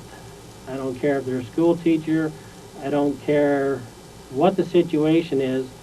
Given a certain set of circumstances, everyone has the capability, Jennifer, of making a mistake, doing the wrong thing, okay?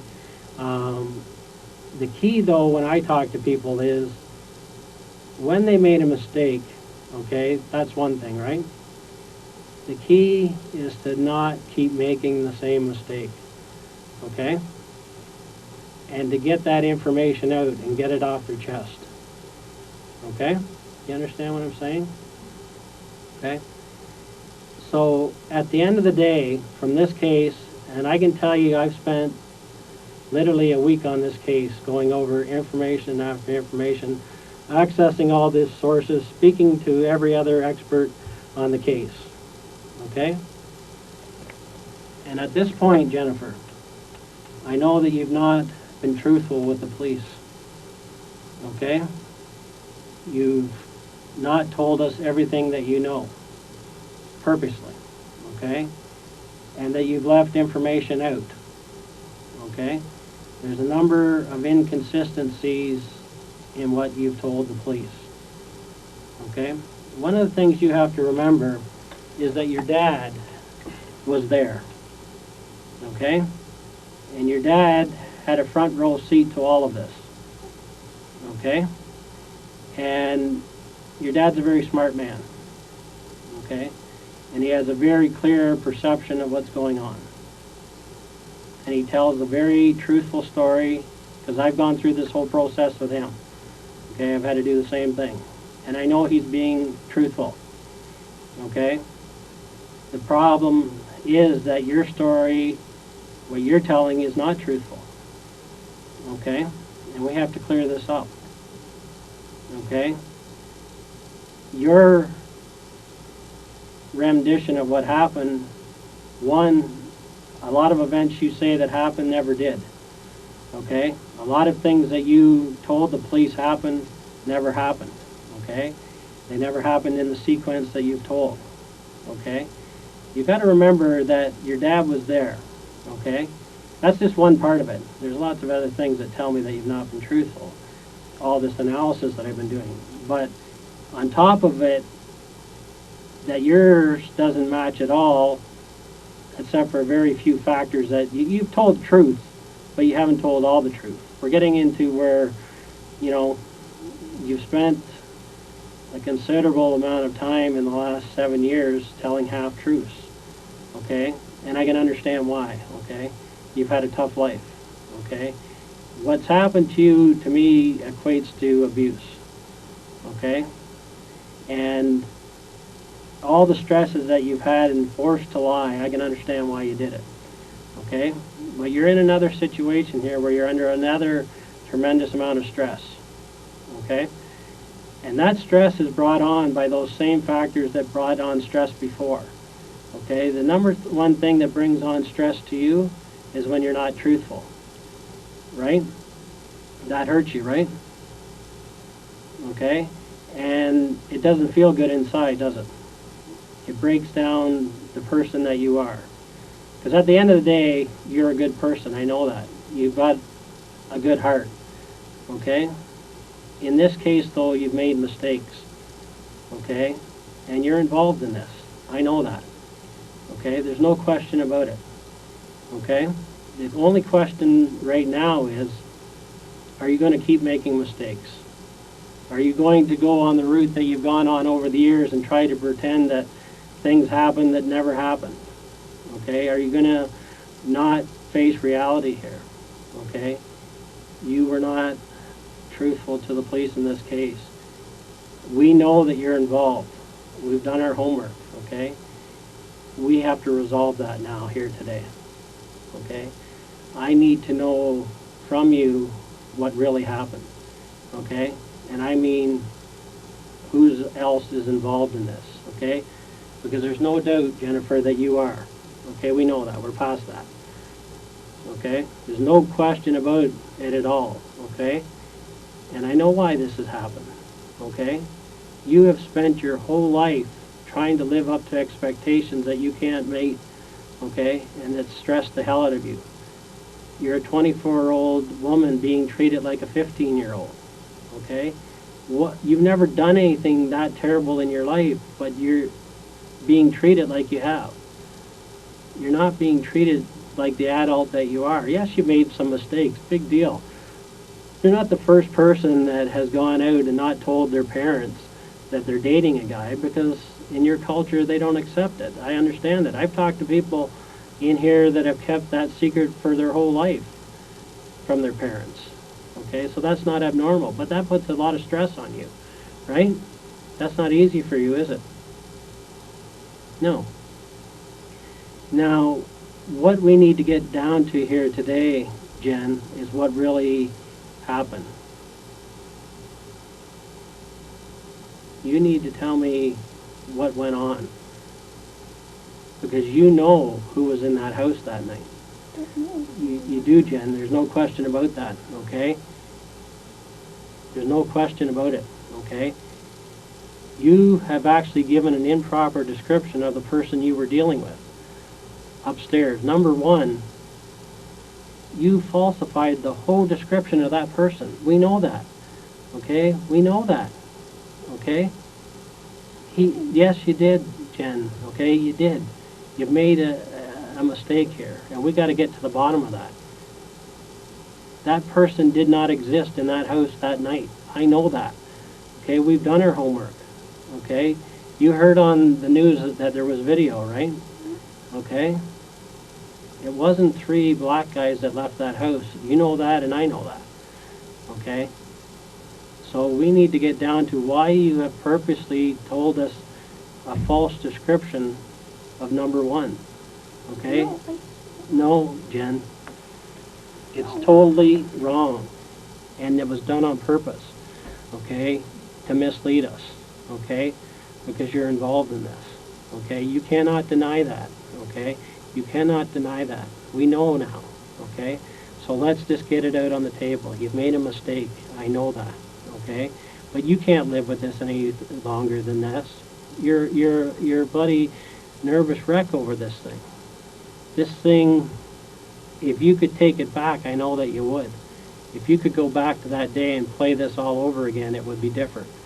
Okay? But you need to right now know that we know that you're involved. There's no question about that. None whatsoever. Okay? But what we also know is that you're a good person. Okay? That's made a mistake here, right? You've made some bad decisions, okay? And it's, you know how you made the bad decisions, that not talking, telling your parents what's up?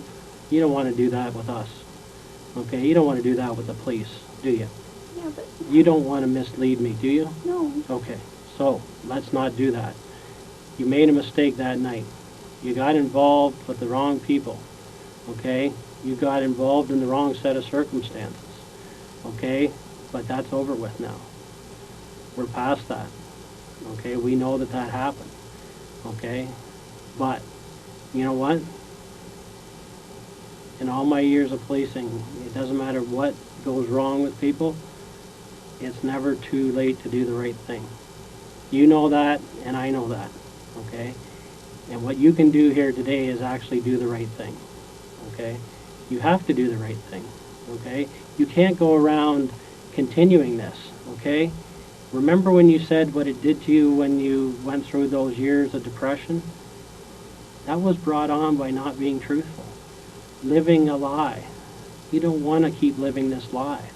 Okay? Everybody knows. Okay? You know, and you're getting the feeling from everybody around you that they know. Okay? Nobody is surprised. Okay? There's nobody surprised here. Okay? After what you've been through, I'm surprised this didn't happen a lot earlier, truthfully. Okay, you're 24 years old, and you were a prisoner in your own house. You had lost your own identity. There was no Jennifer anymore. Okay, you were living for what somebody else wanted. You weren't you. You were what somebody else wanted. You were living someone else's expectations. Okay, and yes, family is important, but when family takes over you as a human being, when they take your identity, there is no more Jen. So no matter how good their intentions are, no matter how much they love you, they're taking away Jen. Okay?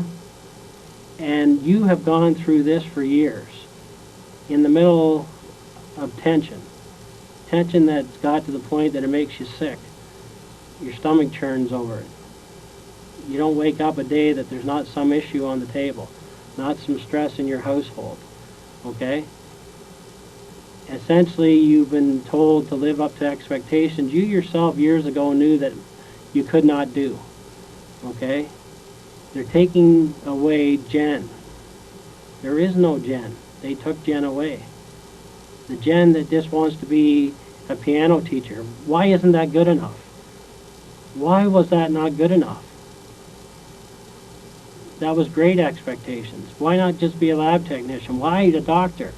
Why does it always have to be something bigger? Why can't it just be what you want? And all that has resulted in what's happened on November 8th. The tension built up to a point that, you know what? It's like an animal that gets cornered.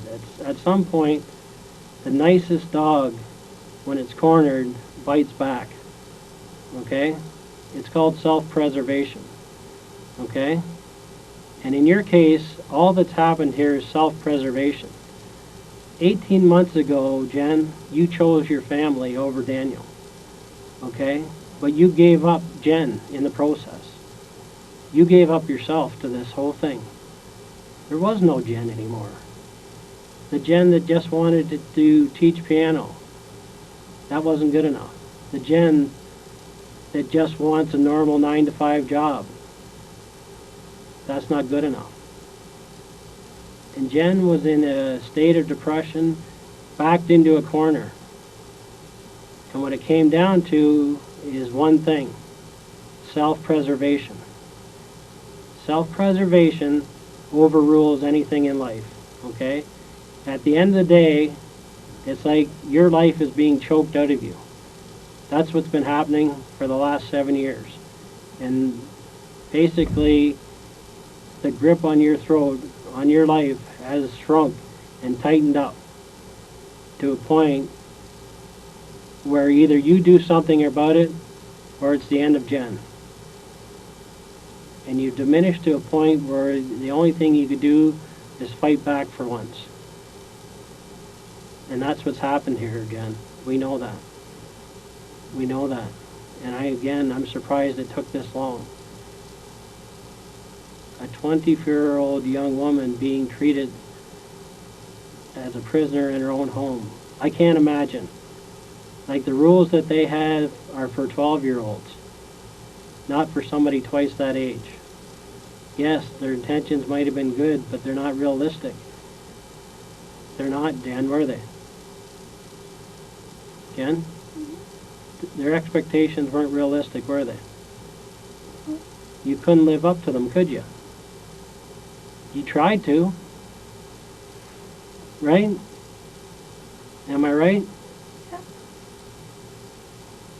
And finally you had to bite back, right? You had no other choice. You felt like you had no other options. You thought of everything else, including killing yourself, to make this change, right? Right? I'm right, aren't I? Jen? Right? It's okay. We understand. Let's talk about it. Let's get it out in the open, Jen. That's all this is, about understanding. We know that you were involved. We know what you did. But you can't live like this. You got to get it off your chest. You've been so stressed out from the moment this happened. You knew that it was going to happen that night, before it happened. And why you froze on your bed there is because reality had set in. The plan was in motion. There was no turning back. And I know right now you wish you could turn it back, right? You wish you could go back before that night and stop this, right? Right, Jen? Right?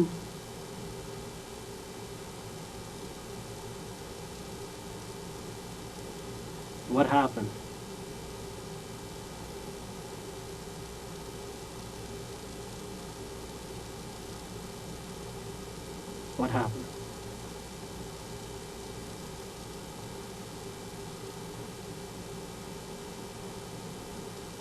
I said it happened.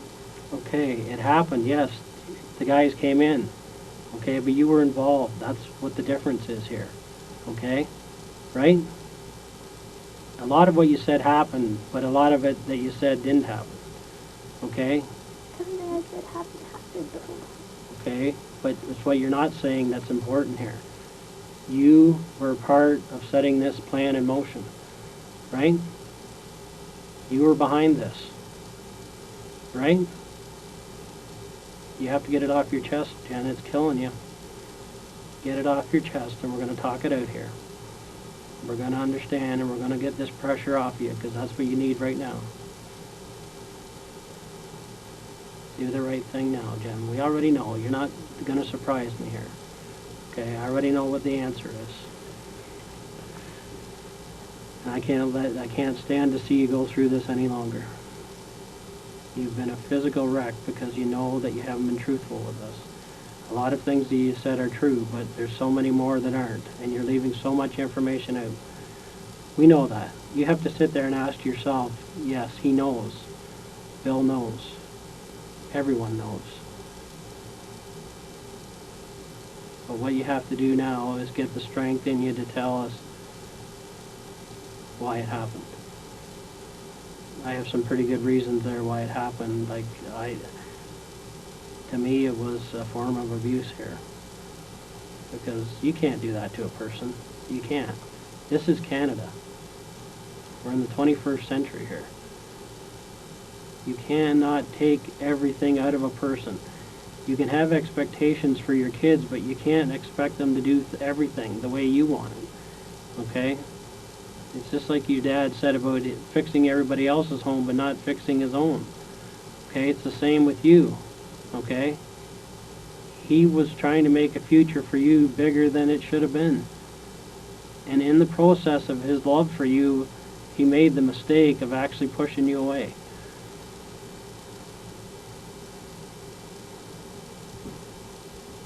Right? All his good intentions. What happened? All his good intentions went the other way because he made too high of expectations on a young woman. We know that, Jen. You know that. And now's the time to get it out in the open here. Right? You know the importance of telling the truth when it really counts. And you know what it does to you as a person when you have to deny things that you know are true. Right? It doesn't feel good, does it? Jen? It doesn't feel good to have secrets, does it? No. You have to let me know what happened here. Okay? Okay. But you were involved. Right? That's the part we need. Okay? We need to hear that from you because we know you were. We're going to talk this out and figure out what happened. I'm going to make it easy on you, Jen. All you have to do is tell me that you were involved, right? I'm right, aren't I? You know it. We know it. It's plain as day. I'm 100% correct here. I wouldn't be sitting here saying this if it wasn't Jen. Okay?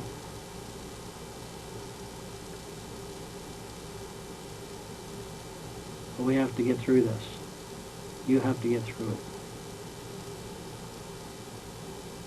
Yes, people came into your house that night. Yes, that part's true. The descriptions you've given, you've held back. You haven't been straightforward. Okay, I know that. Okay?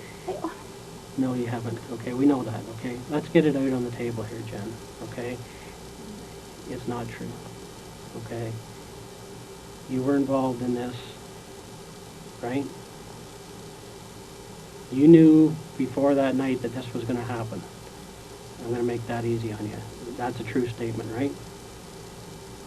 You knew before that night that they were coming, right? That's all I need, Jen. Let's get the truth out here now. You knew before they came that they were coming, right? Right?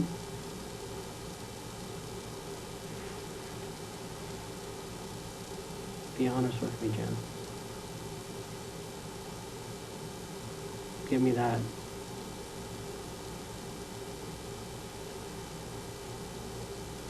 Right? You knew before they got there that they were coming. Right? Now the good thing is here that you didn't actually shoot anybody. That's a positive in this situation. Because you couldn't do that. You're not that type of person. Right? And a lot of people do that. A lot of kids make the mistake of going out and doing it themselves, okay? You couldn't do that, I know that.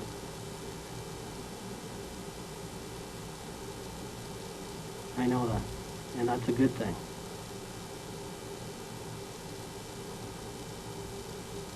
But you did make a mistake because you got involved in it.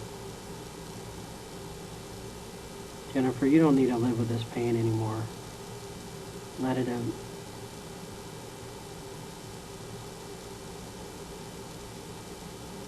Look at me, Jen. Let's be honest with each other. I've been nothing but honest with you here today, and I hope you can do the same with me. I'm here to listen.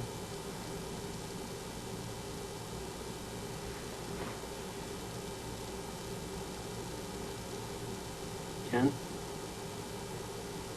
It's not worth it anymore. It's hurting you. What happened to me? I need to know the details. I can't even say.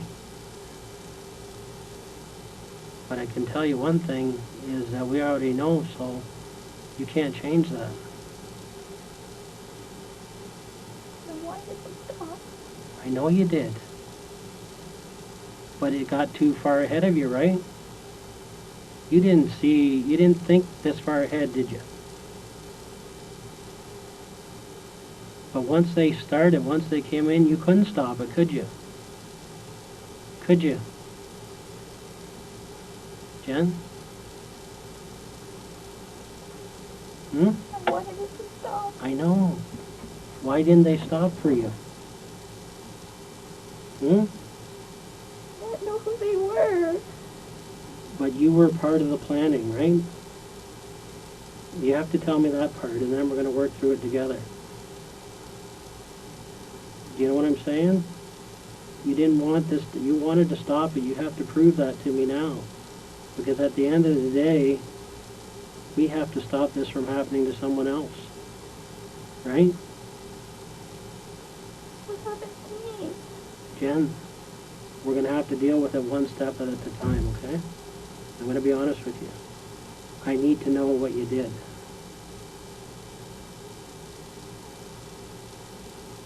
And then you and I are going to work through this together. Because the most important part of this whole thing is that we do the right thing for your mom. Right? I am her voice right now. I'm working for your mom. That's my job. And I have to get to the bottom of this for your mom. But I need you with me on it. Okay? I want you to step back for a minute and think, what would your mom want you to do right now? And I know she's a good woman, and she's taught you all your life that, Jennifer, no matter how bad it gets, no matter what you've done wrong, you can come to me and tell me. And I'll understand, right?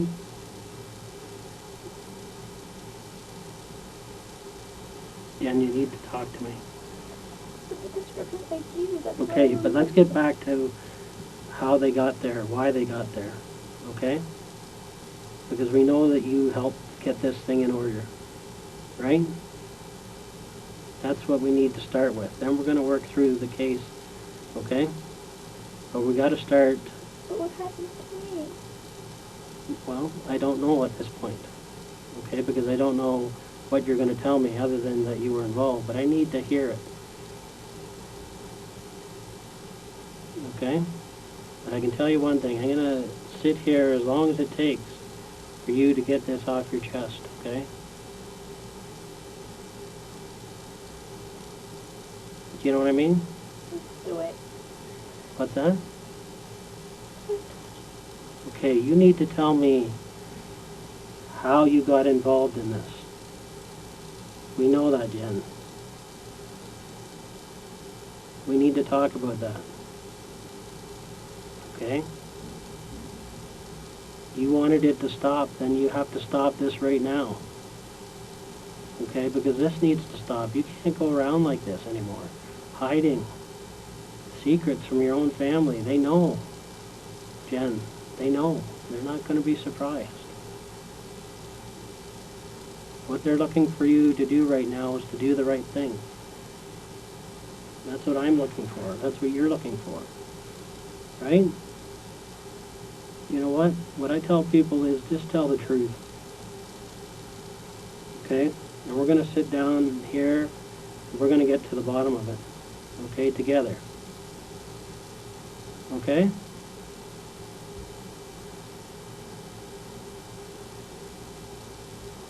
Jen? What happened?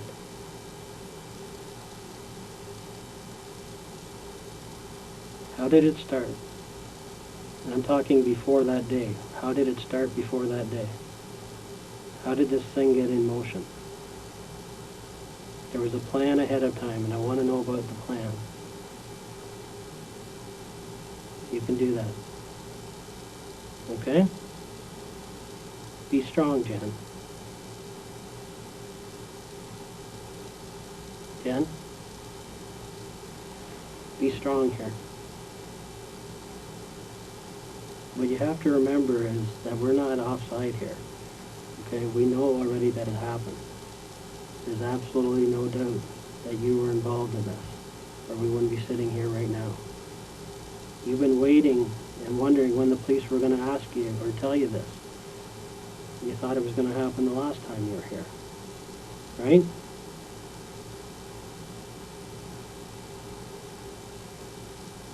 Stay with me, Jen.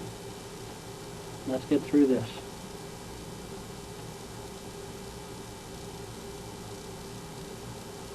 You're sorry you're out now, are you not?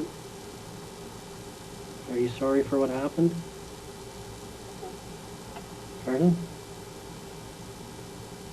You wish you could take it back? Jen?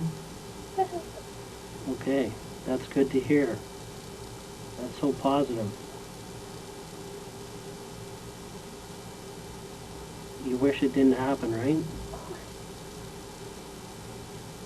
That night you wish you'd never got this plan in motion, right?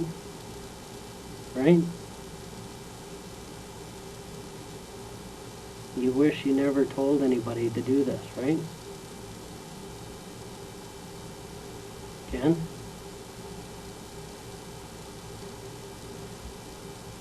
You gotta get it off your chest.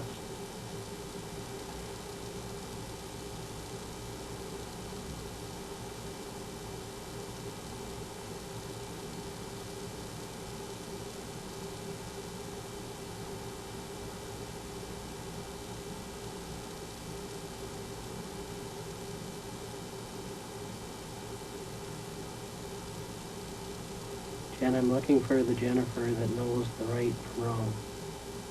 Are you there? Yes, okay, sit up and let's talk. Okay, I know this has been hell for you. You have gone through hell for years. All you were looking for is a break, a chance to be on your own, to make your own decisions, to be Jen. Right? That's all you were looking for. Right? Right? You felt cornered. You felt like you didn't have any other options. Right? Jen? You didn't have another option, did you? At the time, you felt like this was the only thing you could do. But once it started that night, you wish you could have stopped it so much. Right? Jen? You wish you could have stopped it.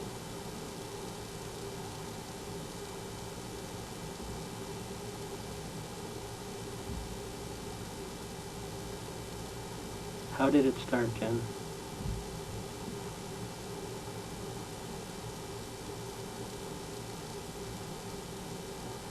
Eh? Look at me. How did it start?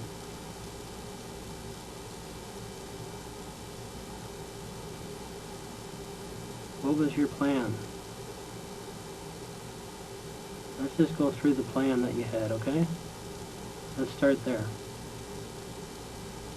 We know that you weren't the one that pulled the trigger. We know that.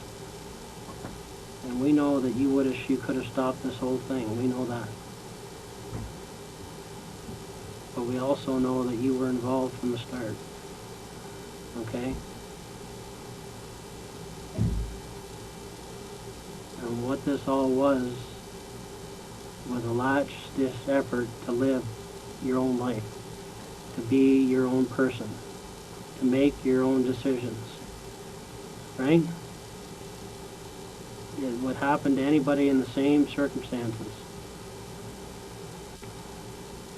Now, I do a lot of reading. And over 300 kids in North America every year are involved in their parents' deaths, okay? And when we look into those cases, there's always a common factor. That those kids have had to live up to expectations that weren't reasonable. That they weren't being treated the way a human being should be treated. The house rules were just so out of whack. And you know that because look at all your friends. Look at all the people around you. Does anyone else have a curfew for 9 o'clock at 24 years of age? Jen? Do you know anybody else with those expectations? Yes or no? Yes or no? Do you know anyone that has to be under the pressure that you're under? No. I myself don't know of anybody, and I investigate these all the time. I've never seen someone under 24 years of age that has to have gone through what you've gone through. The taking of the love of her life out of her life. The decisions to make her own decisions.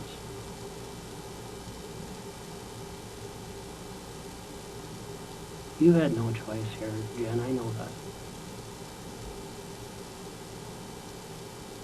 And anybody else in your situation would have done the exact same thing. The only thing different is I would say that they'd have done it a lot earlier. They would have looked for a way out.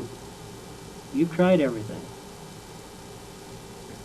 You've told them, but no one listened. They didn't listen, Jen.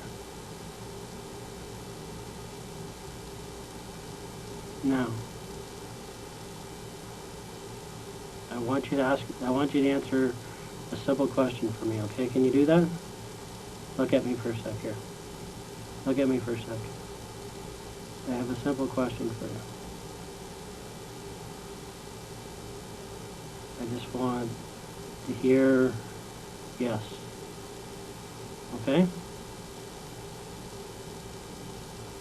You knew this was going to happen, right? Jen?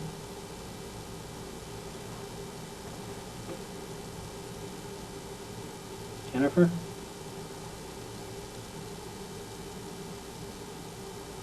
Let's work through this together, okay?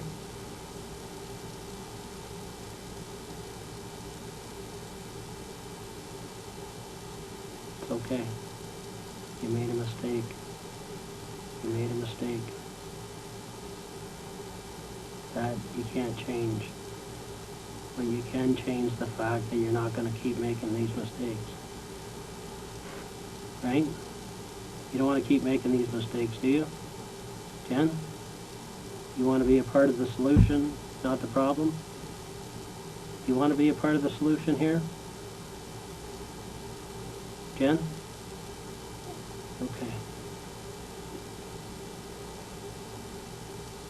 When did you first start planning this?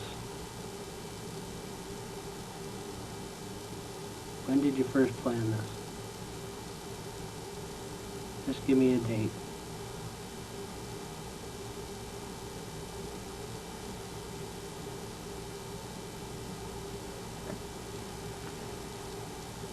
Jen? When did you first start planning this?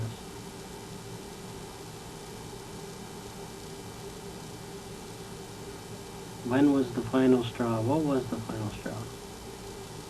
Because that's what this is all about.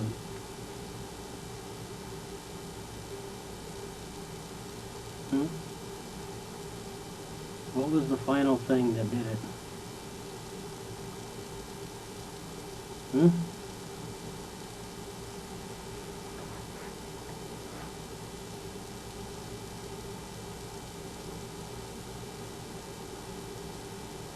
Jen, do you want to be a good person here? Okay. And you know when a good person makes a mistake, they have to face that mistake, right?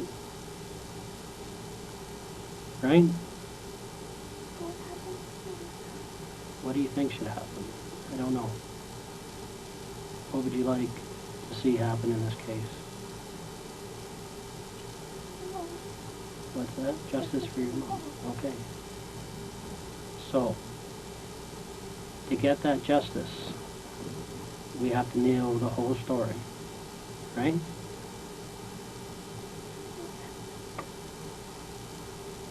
Well, one thing is that you're going to be Jen again.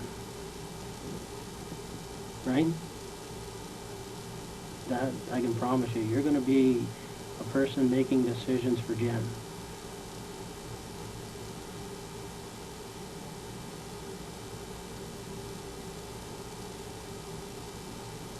You're going to prove to people that you know what the right thing to do is. That's what is going to happen. You're going to have the chance to explain to me why this got out of hand. You know what I mean? But that's where we have to start. I can't make any promises to you. Okay? You know that. But I can promise I'm going to sit here and listen, and we're going to get justice for your mom. That's what I can promise you. We're going to get justice for your mom. I want to work together with you to get it, though. That's the only way. Right? You can understand that? We have to work together now, Jen. We can't be on opposite sides here. There's going to be justice for your mom. It has to be a partnership. You and I have to work together. And we'll get that.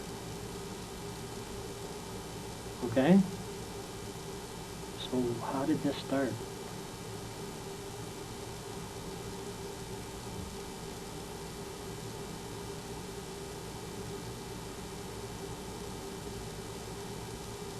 Jen? Do it for your mom. That's all this is about. I've watched you in all these statements. Okay? And, you know, I know what the truth is, and I know that you loved your mother, and I've told everybody that.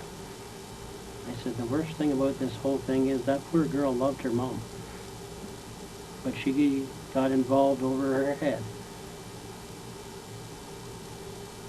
And every word you heard from your mom, it affected you. I know this is the whole worst thing about this whole thing. And you'd give anything just to talk to her one more time. Right? But she needs to understand what happened, what went wrong here. Okay? So I want you to pretend that I am your mom. And get it off your chest. I want you to think of you telling your mom what went wrong. Okay? And then we're going to get justice for Mom. Are we going to do it together? Okay? Jen, can we work together? Can you and I work together on this? Okay, this is a plan that went wrong, okay? You had a plan. You have to tell me about that plan. Then we're going to work through the rest of it, okay? So we have to start with you, okay? Because you got those people there, okay? You set this in motion, okay? We have to know how that happened. Then we're going to figure out it together, okay? All right? That's what your mom wants right now. She's watching us here. She's wondering, is Jen going to make the right decision here? Is Jen, after all of this, going to come out on top doing the right thing? Is she going to be truthful now? Because really all these other things that you've done in your life, you know what? Everybody's lied to their parents. Okay? That's just life. Okay? I have a daughter too, and she's lied to me. And it hurts as a parent, but at the end of the day, what do we want our kids to do?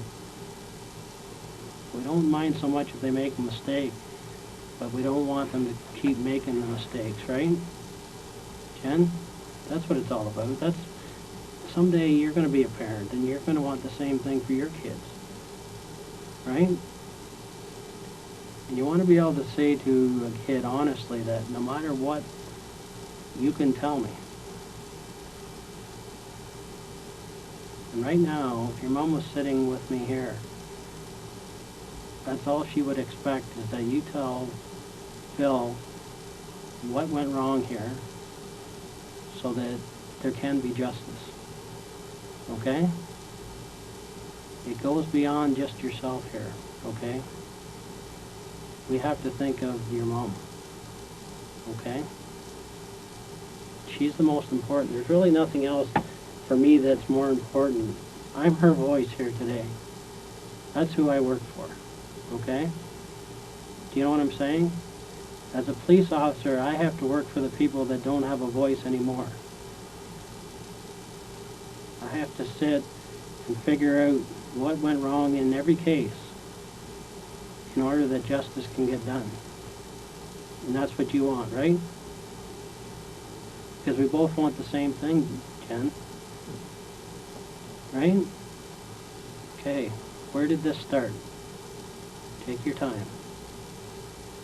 I want to talk about what happened before that night even came. That's what we need to talk about, okay? What happened before that night?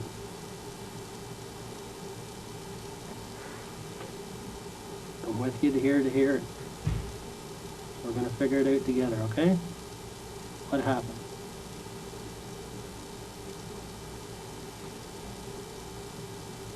Jen?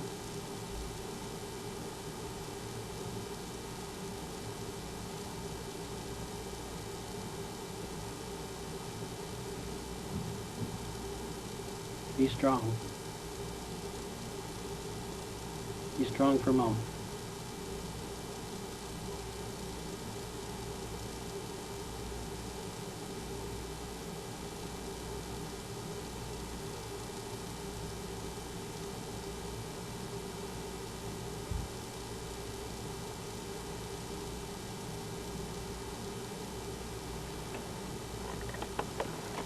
I'm here for you, Jen. I'm here for your mom.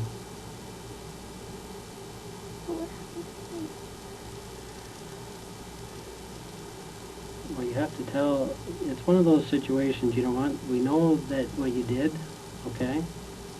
But you have to be able to explain to me what happened, okay? I can't tell you what's exactly going to happen to you, okay? It's like telling you something without knowing the facts, right? Okay? At this point, I know 100% that you were involved, and this was planned out ahead of time, okay? But you need to tell me where things went with this, okay? It's the truth that's going to tell me I can give you a better answer, but if you don't give me that, Do you know what I mean? I don't want to lie to you here. Do you know what I'm saying?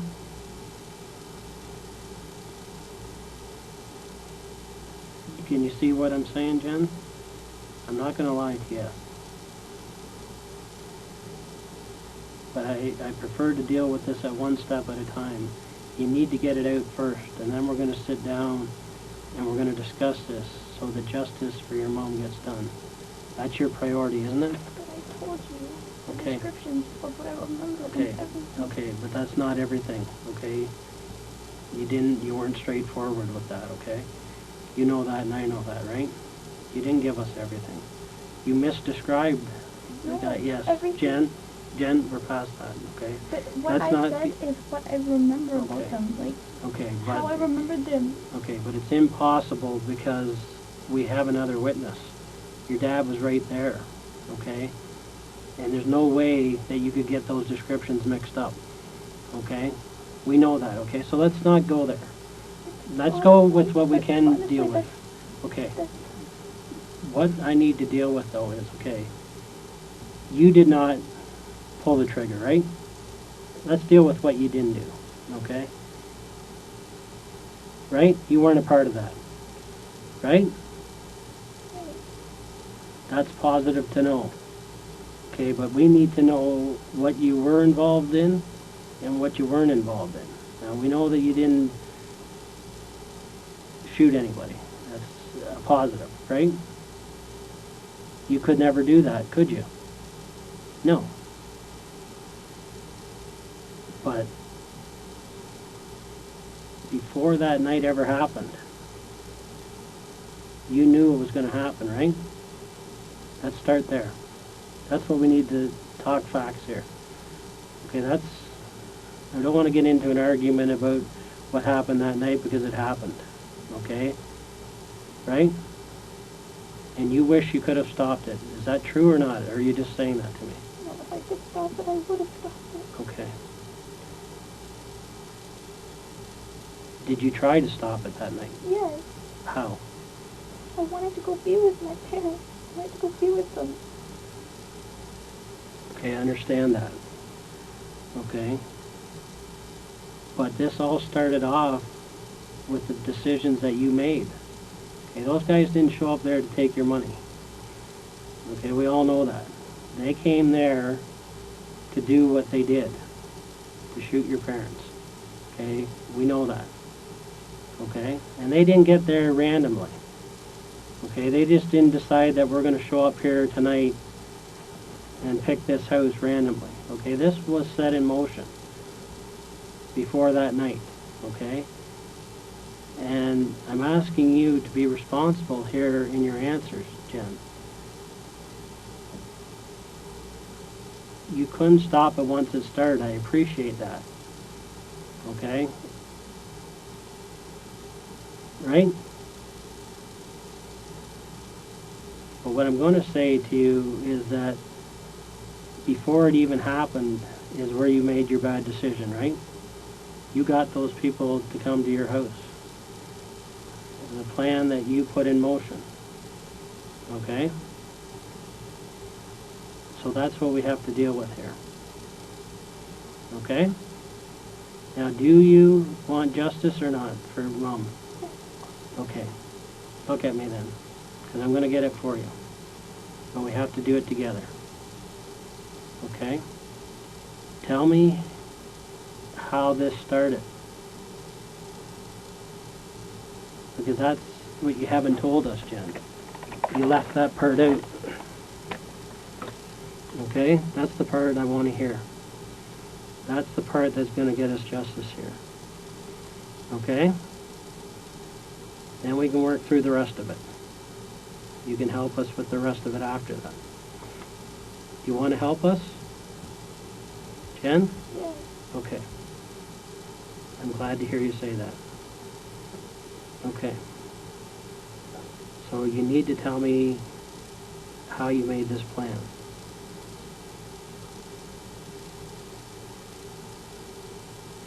Okay? That's all that's missing here. The rest, we know what happened. I don't need you to tell me what happened in that house. I already know. Okay? I'm not going to go through that again. Okay? What happened that night was unfortunate. Okay? But what's happened after that to you, it's destroyed you, this whole thing.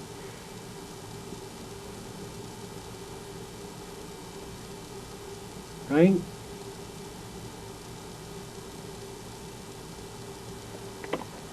What are you going to do now, Jen, to make this right?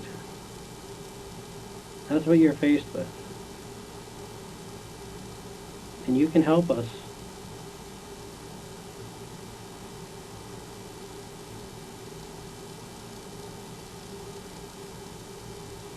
You just have to be brave here. You have to be brave. You have to actually really want justice for your mom. Okay, then you're going to have to show me. You can't just say the words, you got to mean it. Okay? Now, how did this get started, Jen?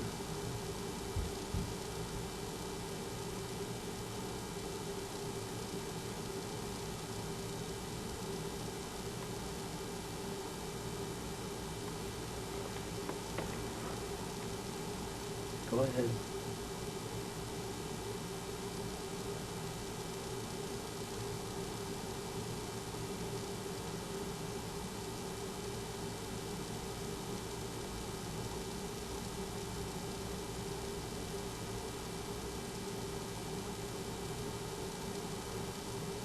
What did you do that you wish you didn't do now? Tell me that.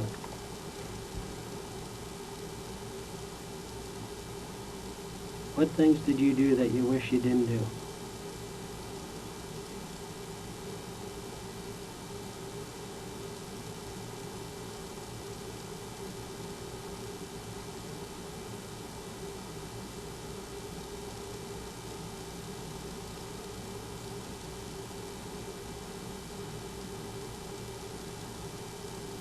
Hmm?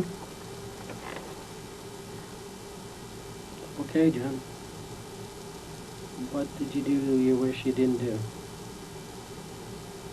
That's going to help us here.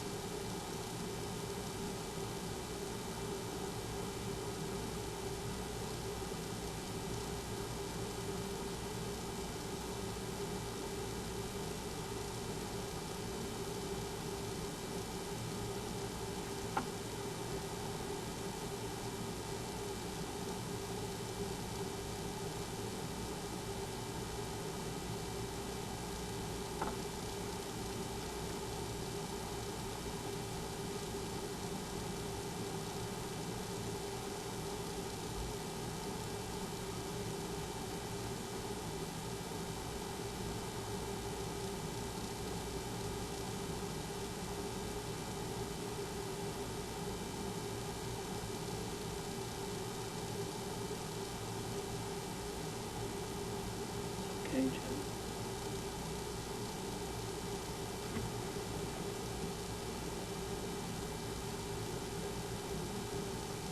Okay, you can tell me.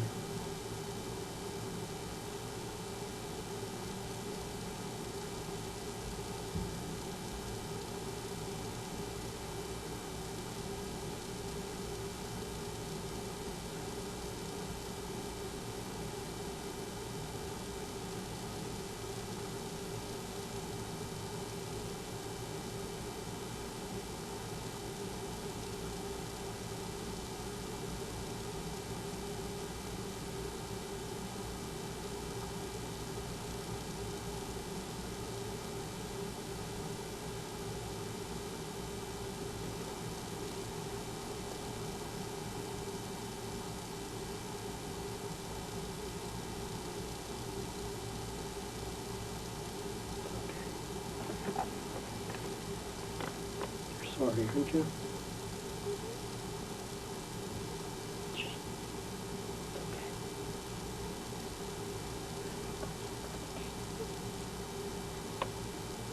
They were supposed to take you? Why? Okay. So they were supposed to take the whole family out? No, just me. What went wrong? I don't know. Okay, so tell me how that happened then. Okay. It was supposed to be you. Is that right?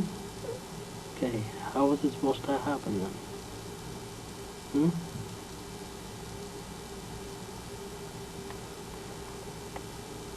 Okay, Jen. What happened? I don't know. Why did it change? I don't know. Okay, what do you know? How come it was supposed to be you? Because I didn't want to be here anymore. Why not? Because it was a disappointment. Okay, you made some mistakes, but nothing that couldn't be corrected, right? Hmm? Okay, so how did this play out then? Hmm?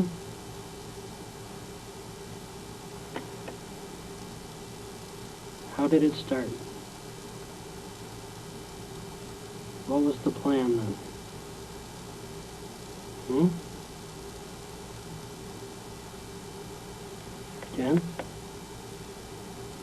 You have to help me here. We need that justice for Mom now, right? It wasn't supposed to be Mom. Is that what you're telling me? Yeah. Okay. What about your dad? Was I supposed to be that? Was supposed to be just me. Okay, why was it supposed to be you? So that everyone could be free from me. Okay. So, why did it happen this way then? I don't know. Okay. How did they get there? I don't know. You knew they were coming though, right? Because you said it was supposed to be you, right? So what had you done ahead of time to make them come there? What did you tell them to do?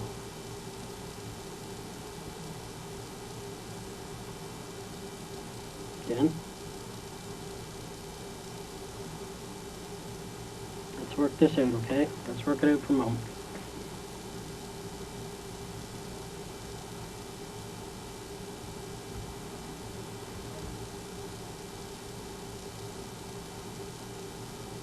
Why was it supposed to be you? Everyone could be free from me. Because I was the disappointment in everything. Okay. But why did it have to happen this way?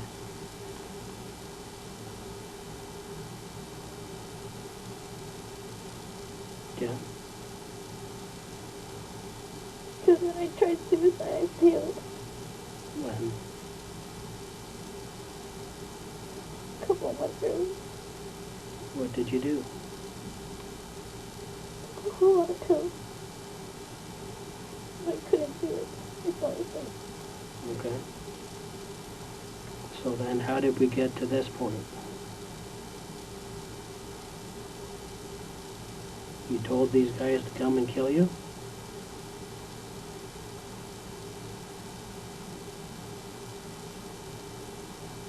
Jen? Yeah. Okay, so who did you tell?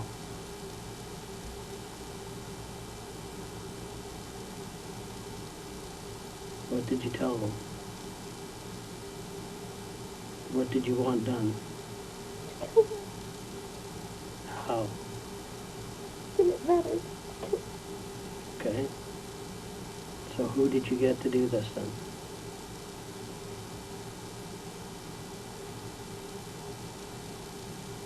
You have to tell me, Jen. I don't know who he is. I just got his number. Okay? And what's his number? I don't memorize it. Where can we find it? On the cell phone. On the other cell phone. On the cell phone. On the Bell cell phone? Yeah. Where's that phone now? I don't know what the SIM card is. Okay. And how did you get a hold of this person? Called him up. And what did you say to him?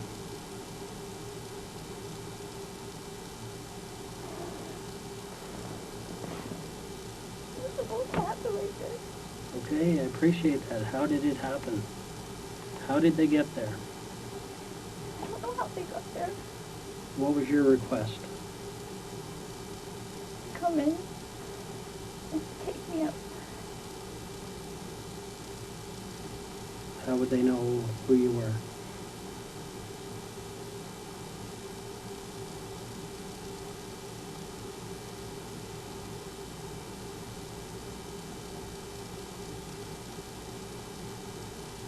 I was the only young girl in the house.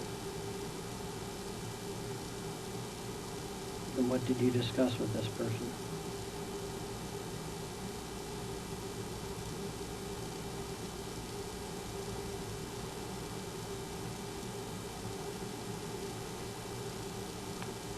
That I'd have money and that to come take me out and then take it.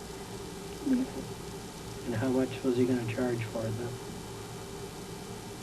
2,000. Okay.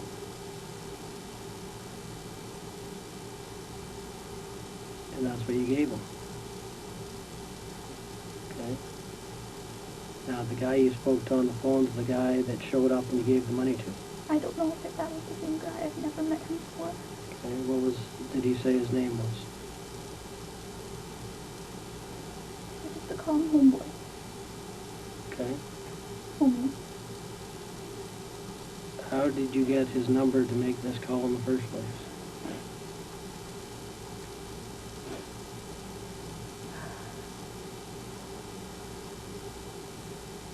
I asked a friend. Okay, which one? The one I can't find anymore. What's his name? I don't know by Rick.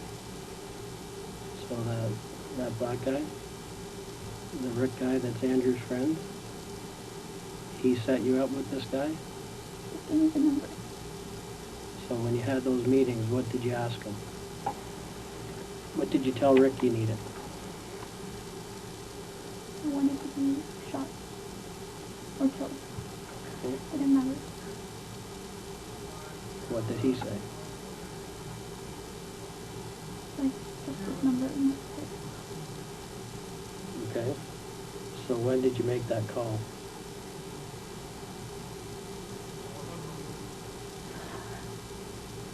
A month ago. 2 months ago. 2 months. Okay. And what did you discuss?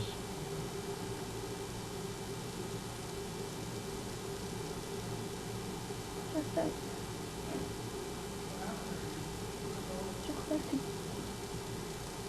Just to make sure I had the money and that was it. Okay. And you had to tell him what you wanted, though. I told him that I wanted to be killed. And did he think that was something crazy? He said, "Are you sure that's what you want?" And I said, "Yes." Because I don't think many people get that request. Do you? No, but that's what I wanted. And he asked me over and over just to make sure I was sure. And I said I was sure. Okay, so what did you ask him to do then? Come take me out and then leave. Okay. Why did they do it when you were, when your parents were there then? Never alone. In the nighttime. Okay. So that meeting you had with Rick, you told him what you wanted? No, I just said that I wanted, if he knew anybody who could take care of something that I needed, just that I wanted to be killed. And he said what? Here's the number. Did he have the number with him that day? Yes. Okay. And that was the first meeting? Second meeting. Okay. What happened with the first meeting? Nothing. I said we just got to know each other. Okay. When you had the first meeting with him, why did you have the first meeting? Like I said, he was a roommate of a friend of mine, and that they were having problems with rent.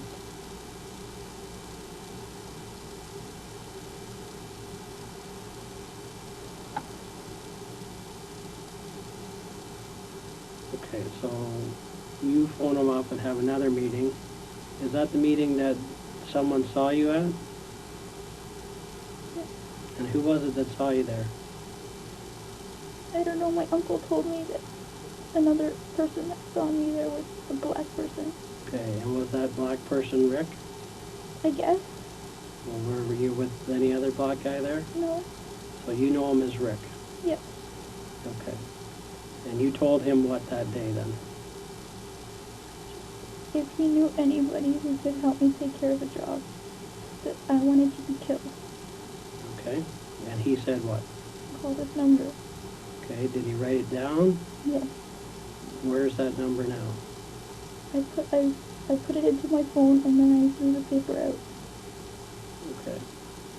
What was the number you put in your phone? I don't memorize the number, it was just on my phone. Was it, what can you remember about that number though? It had an 8 and a 5 in it. What did it start with? A 416 or 647. I don't remember. I just remember the middle numbers had an 8 in it. And what about the 5? It was like 856. I just remember the 8 because no one else I have had an 8. Okay. And what phone is that number in then? On the bell line. The same line. Okay. You put it in your phone though. Which phone did you put it in? It was on the SIM card on the iPhone. Okay, but did you still have to put it in like a friend's or a calendar or I saved it. I just kept it, and then when he texted me, I just kept that unkept. That was it. Okay, so what's the text that you have? What's up? He sent what's up, and what did you send back? And that's when I went on top. Okay, then what?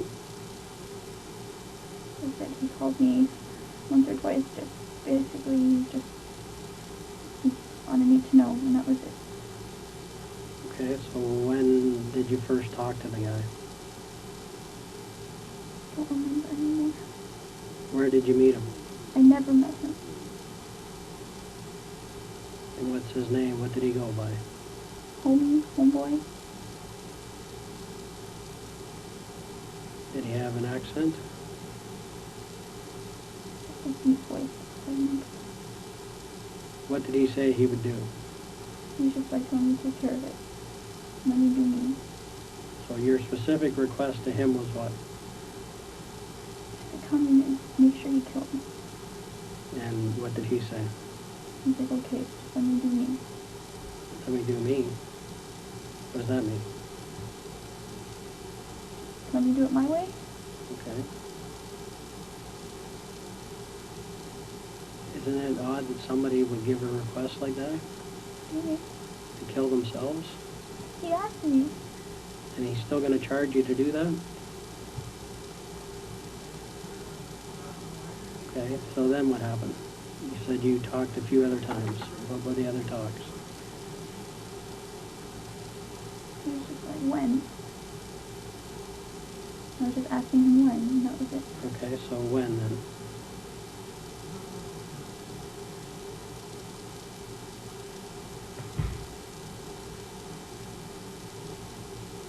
He was just like, whenever I have time.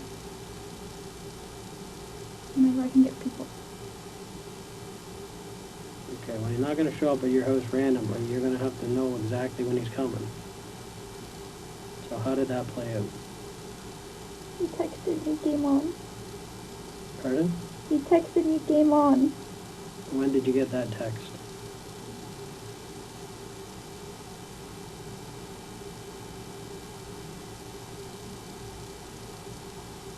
Don't remember the time. Sometime in the evening. What day? That's it.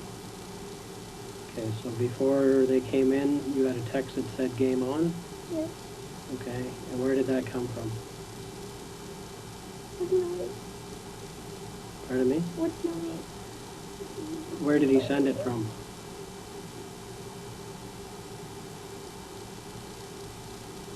Number he had texted me with. Which was what? That number I can't remember. Okay. And what time did you get that game on call? I don't know, sometime. How many minutes before they came in? Oh, Okay, let's get it out. We're working through it. How many minutes before? I don't know. I didn't even realize they were in it.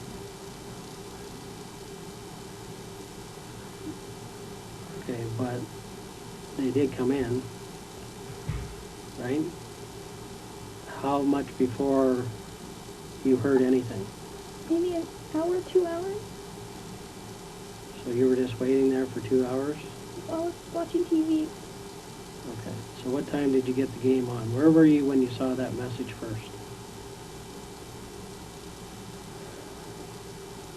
I was watching TV with Adrian. Okay, so he was there. Did you tell him? No. Who else knows about this?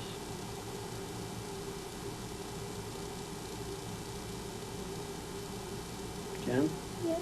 Who else knows about this? Me and the people who did it. Okay. And who are they? I don't know who they are. He just said, let me do me. And then that was it.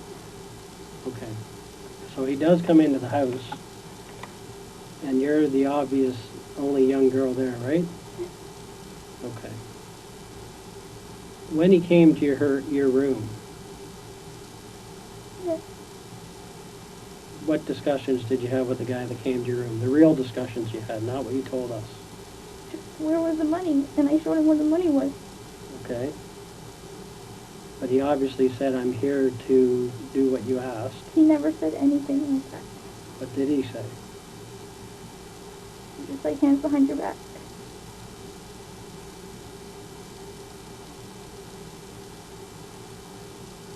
So the money you gave him was payment for killing you? Is that, he wanted $2,000? Yes. When did he give you that figure of $2,000? In one of our phone conversations. Okay, what's that? In one of our phone conversations. Okay. So in all the phone conversations you had, when was the first one that you had? What month? Well, Jen, this doesn't happen every day that you ask somebody to kill you, so. I honestly don't remember though. Okay. I say you do remember. You're going to have to remember. When's the first time? I really don't remember. Okay. Maybe When, in September. like from the first time you mentioned this to Rick, when was that? Back in June, right? Is that right? Something like that. Spring, summer sometime. Yeah. How come it took so long? Because I didn't know. You didn't know I what? was unsure.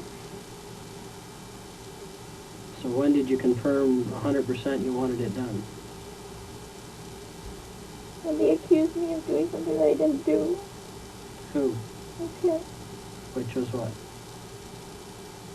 They accused me of seeing Daniel and I didn't. Okay, so when was that?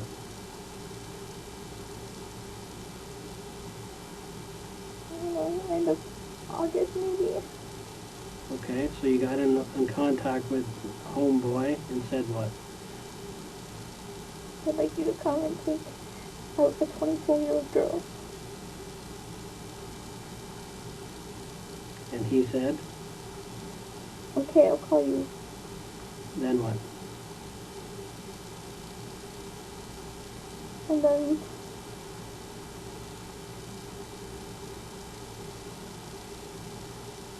called me back and he's like, are you sure? I was like, yes. Okay. And then he's like, okay, then you just let me do me then. He said, let me do me? Yes. Which means what? Let him do it his way. Okay. Did he discuss ways with you how he would do it? No. Did you request any way for him to do it? To make sure no one else was around. Okay. And did you tell him who lived in the house? Yes. What did you tell him? My parents were home. Okay, and did you tell them where they are in the house? No. What rooms they're in? No. Where they would be? No.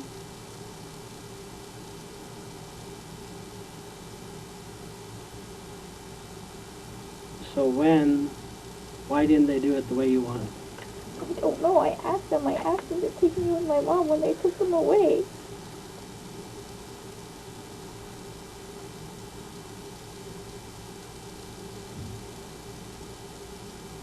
I realize that, but it doesn't seem to make sense. I know, it doesn't make sense to me. But that's how it was supposed to be.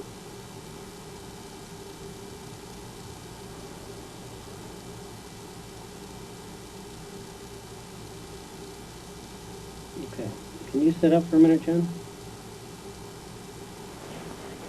Okay, look at me. Look at me. Okay. Remember everything I told you about what I do for a living? Okay. I'm an expert in determining truth and half-truths. Okay. What you've just told me is half the truth. Okay? Now, what I do believe is that you went to somebody. And I do believe that night you paid them the $2,000. Okay? That's the true part. Okay? Right? But what's not true is it was never for you. Okay, Jen, no. Okay, you went to this person and you asked them to do a job. And the job was for your parents. Okay, that's what we got to get to here. Okay? I know that's what really happened, Jen. Okay? That's what really happened. Okay, so you've done good here. You're telling me half the truth. I'm going to get the other half out here. Okay? That's the part that you need to get to. Now, okay, maybe you were supposed to be part of it, but you definitely wanted your parents out of the picture. Okay, that was for sure. Okay, so sit up and listen to me for a minute, because this is important. Okay? Now listen. Because of how you've been treated for the last 7, 8 years of your life, you no longer know how to tell the whole story, the truth from the start, okay? You've been conditioned just to tell little bits of the truth and little bits about lies, right? That's what you've done for 8 years now. That's how you've lived. It's an instinct now, okay? And that's part of your self-preservation that I talked about earlier, okay? And right now, that's where we're at, okay? That's where we're at. You did ask someone to come to the house, Jen, but it wasn't for you, okay? Pardon? It was supposed to be. You asked them to do this job on your parents, Jen, okay? Let's be truthful, okay? Nobody's going to come there and get the wrong people, okay? They're not going to tie you up and just kill your parents, okay?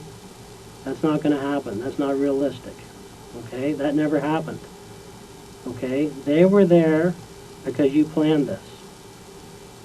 They were there because you gave the order, okay? And I understand why you gave the order, because you couldn't do it yourself, okay? That's good, okay? Jen? Okay, but they were supposed to take your parents, Jen, and they did that part, okay? Nobody needs, if you wanted to kill yourself, Jen, you're not going to pay somebody $2,000 to do it. I couldn't do it myself. Okay, So. but there's other ways, okay? And if that was going to happen, they could have taken you outside and done it anywhere. It wouldn't matter, would it? Okay, there's no need to involve other people in this. If you really wanted to die, all they would have had to do is pull up beside you in a car and shoot you. Right? He told me just to let him do it. Okay, but you're not going to accept that, okay? You're not going to accept that he's just going to randomly do it someday, okay? There's other things that happened in this case, Jen, okay? You let them in the house. You let them in. We know that. You went downstairs and you opened that door for them. We know that. Jen, you did leave the door open for them, didn't you? Pardon? Yes. Yes. And that's why you went downstairs earlier in the night, right? After your mom got home, what did you do? Went down and said hello. Pretended to check the door. And was it locked? No. You made sure it was unlocked. Yes. Okay, then what? I asked her if she was going to bed to me. She said, I don't know.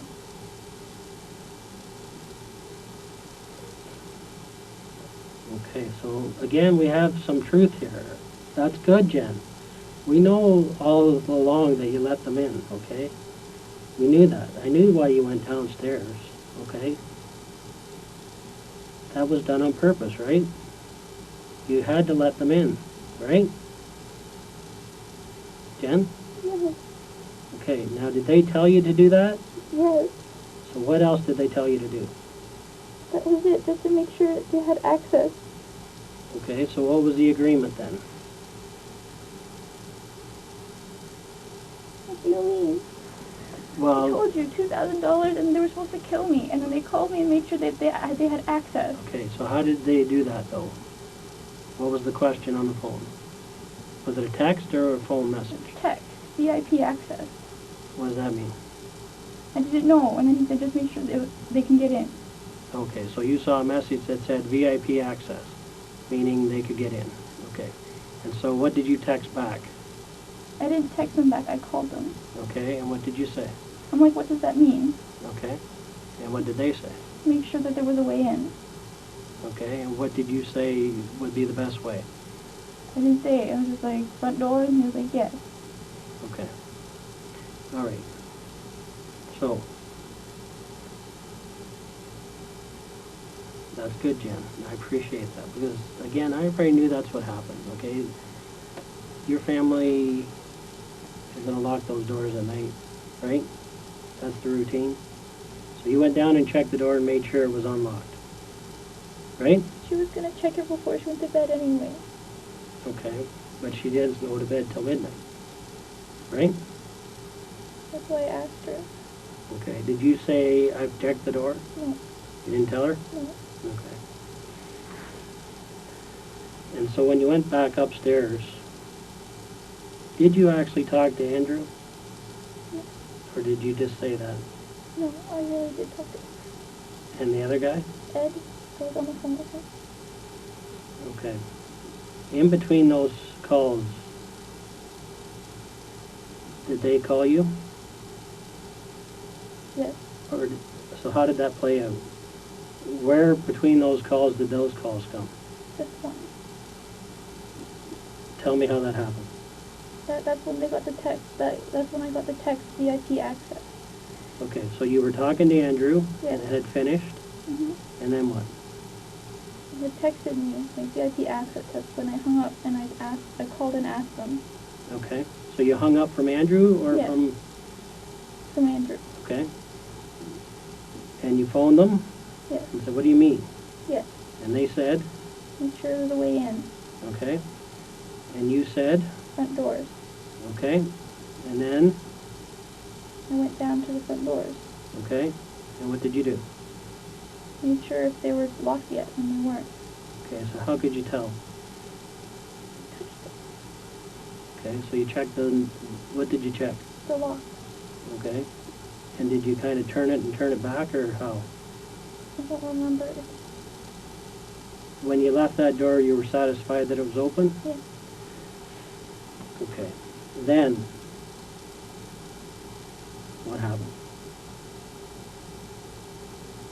Then everything else I said happened. I went back to my room. I called Ed. I didn't even know when they came in. Okay, but they came up to your room. Or somebody came up to your Well, room. like I said, I heard my mom call for my dad, and that's when I went out. Yeah. And what happened? And then he was there, standing there. Okay, give me 1 sec, okay?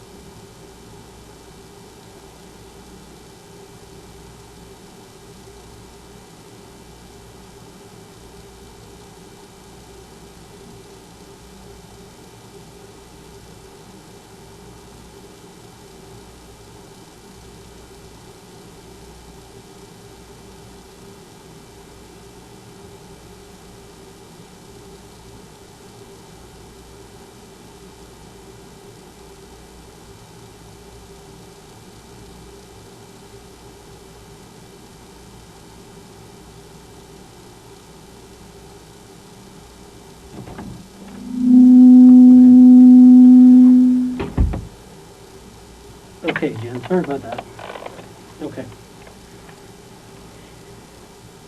So, we get to the point where you get the text message, you go down, you do the door, you go back upstairs, and what do you do? Call ahead. Okay, why do you call him? What I usually do. Okay. And what were you expecting to happen next? I honestly, I don't know. Because he didn't tell me anything, he just let me do me, but I didn't know how he was going to do anything. Okay, what else did he say on the phone? Like how, like he must have told you we're around the corner or something. No. Did he tell you how long? No. Okay, but it was on for that night. He had game on the text. Yes. Okay. What did you do with those text messages? Did I delete them? Okay, and the phone that you were using you using 2 phones that night? Yeah. Okay, you have to sit up because I can't hear you here. You were using 2 phones, okay. Yeah. So the phone you were talking to with Andrew on was what phone? Samsung. And the one you were talking to them on was what? The iPhone. The iPhone, okay. And then, did you ever talk to them on the Samsung? Never. Okay. Now, what next? And everything else that happened next week had said. Okay. Now, look at me, Jen. You're almost there. Okay? Most of what happened in the house happened. Okay? We know that. Okay? You gave a description of a black guy with dreads. There was no black guy with dreads in there. Okay? We know that. Okay? We know that because your dad's not going to miss that. Okay? He gave a good description of the guy that you were with, and he's not even black. So tell me about that. Honestly, like... Honestly, Jen, that's exactly, you got to be up front here. Okay? Honestly, that's... Because obviously you didn't want to tell us everything because there was a plan. You didn't tell us that night either. Okay? So everything now, else that happened okay, after that is... that guy with dreadlocks was never there. Okay? So why did you say that? But that's what I remember. Okay, you can't mix that guy up with the description your dad gave. He's not even the same color. Right? But that's... Tell me why you said guy with dreadlocks. Because that's who I Because saw. there was no guy with dreadlocks there, Jen. That's the problem here. Okay? That's the problem. Okay, now, the issue here is this, and you have to look at me. Okay? Your dad wasn't supposed to be a witness. Okay? That's where this whole thing went wrong. Okay? Your dad wasn't supposed to live. Okay? And when he did live, he was able to tell us what really happened that night. Okay? which was in conflict with what you told us, okay? Seriously in conflict, okay? You had all these things about number 2 going upstairs and everything else. Number 2 was down there with a gun on your mom. Number 3 was down, he didn't, okay? We know that never happened, okay? I don't want to argue about it, okay? I'm not going to argue about it. But I've already gone this far. You've gone this far, but that doesn't mean, okay, what, now, let's get it all straightened out, because this is a total half and half. We're there again, just like the school, just like everything else. This is how you deal with pressure, okay? You give half and you hold half. You give half and you don't give the rest of the true facts, okay? That's your stress mechanism, okay? That's what you've been trained to do since you were 15 years old, okay? Because your parents could never accept the truth. That's why this whole thing happened, okay? No matter how honest you try to be with them, okay? They always wanted more. It was never good enough. It was never good enough that you were a good kid, okay? And that you loved figure skating and piano. And if that's all you ever did, that's good enough. But it wasn't good enough for them. Right? Jen? So what happened here? I'll tell you what happened. You made a specific request, and the job was for your mom and dad. Okay? Nobody's going to come in there and do the wrong job. Okay? Nobody's going to do that. They came, you paid, and they did what they were supposed to do. Okay? If it was supposed to be for you, you would have said that to them. Okay? You never did. Okay? This was always for 2 people. Okay? This was about mom and dad, because they had taken things too far in your life, Jen. Okay? That's what it's all about, and you and I have to get that out right now. Okay? So sit up for a minute. Let's get this final piece out, okay? Because that's the only mistake you made in this whole thing. You got fed up, and you went out and did something about it. Okay? This was all about self-preservation. You had no choices. This is the only choice you felt you had left. Jen, I know that's why you feel so bad about this. Okay? It's because okay, no, Jen. You have to be honest with me here. I am being honest with you here. Jen, okay. It's all going to come out, okay? And the last thing that you want to happen later, okay, is for people to say that she didn't tell the whole truth. Okay, this is your one chance. That is what I do remember. Okay, but you made a request, Jen, and this was a planned request, okay? And the plan was for your parents, Me. okay? Jen, you have to be honest about it. This is the only thing that's in contention here, okay? You made the mistake, okay? Everybody understands. Everybody in this police department feels sorry for you. I can tell you that right now, okay? Because they've seen what you're going through. It's so obvious, okay? That all this tension you put out, basically this is like a volcano, all right? And at one point it was just too much and you erupted, okay? And you made a bad decision, okay? And once you hired this guy, there was no turning back.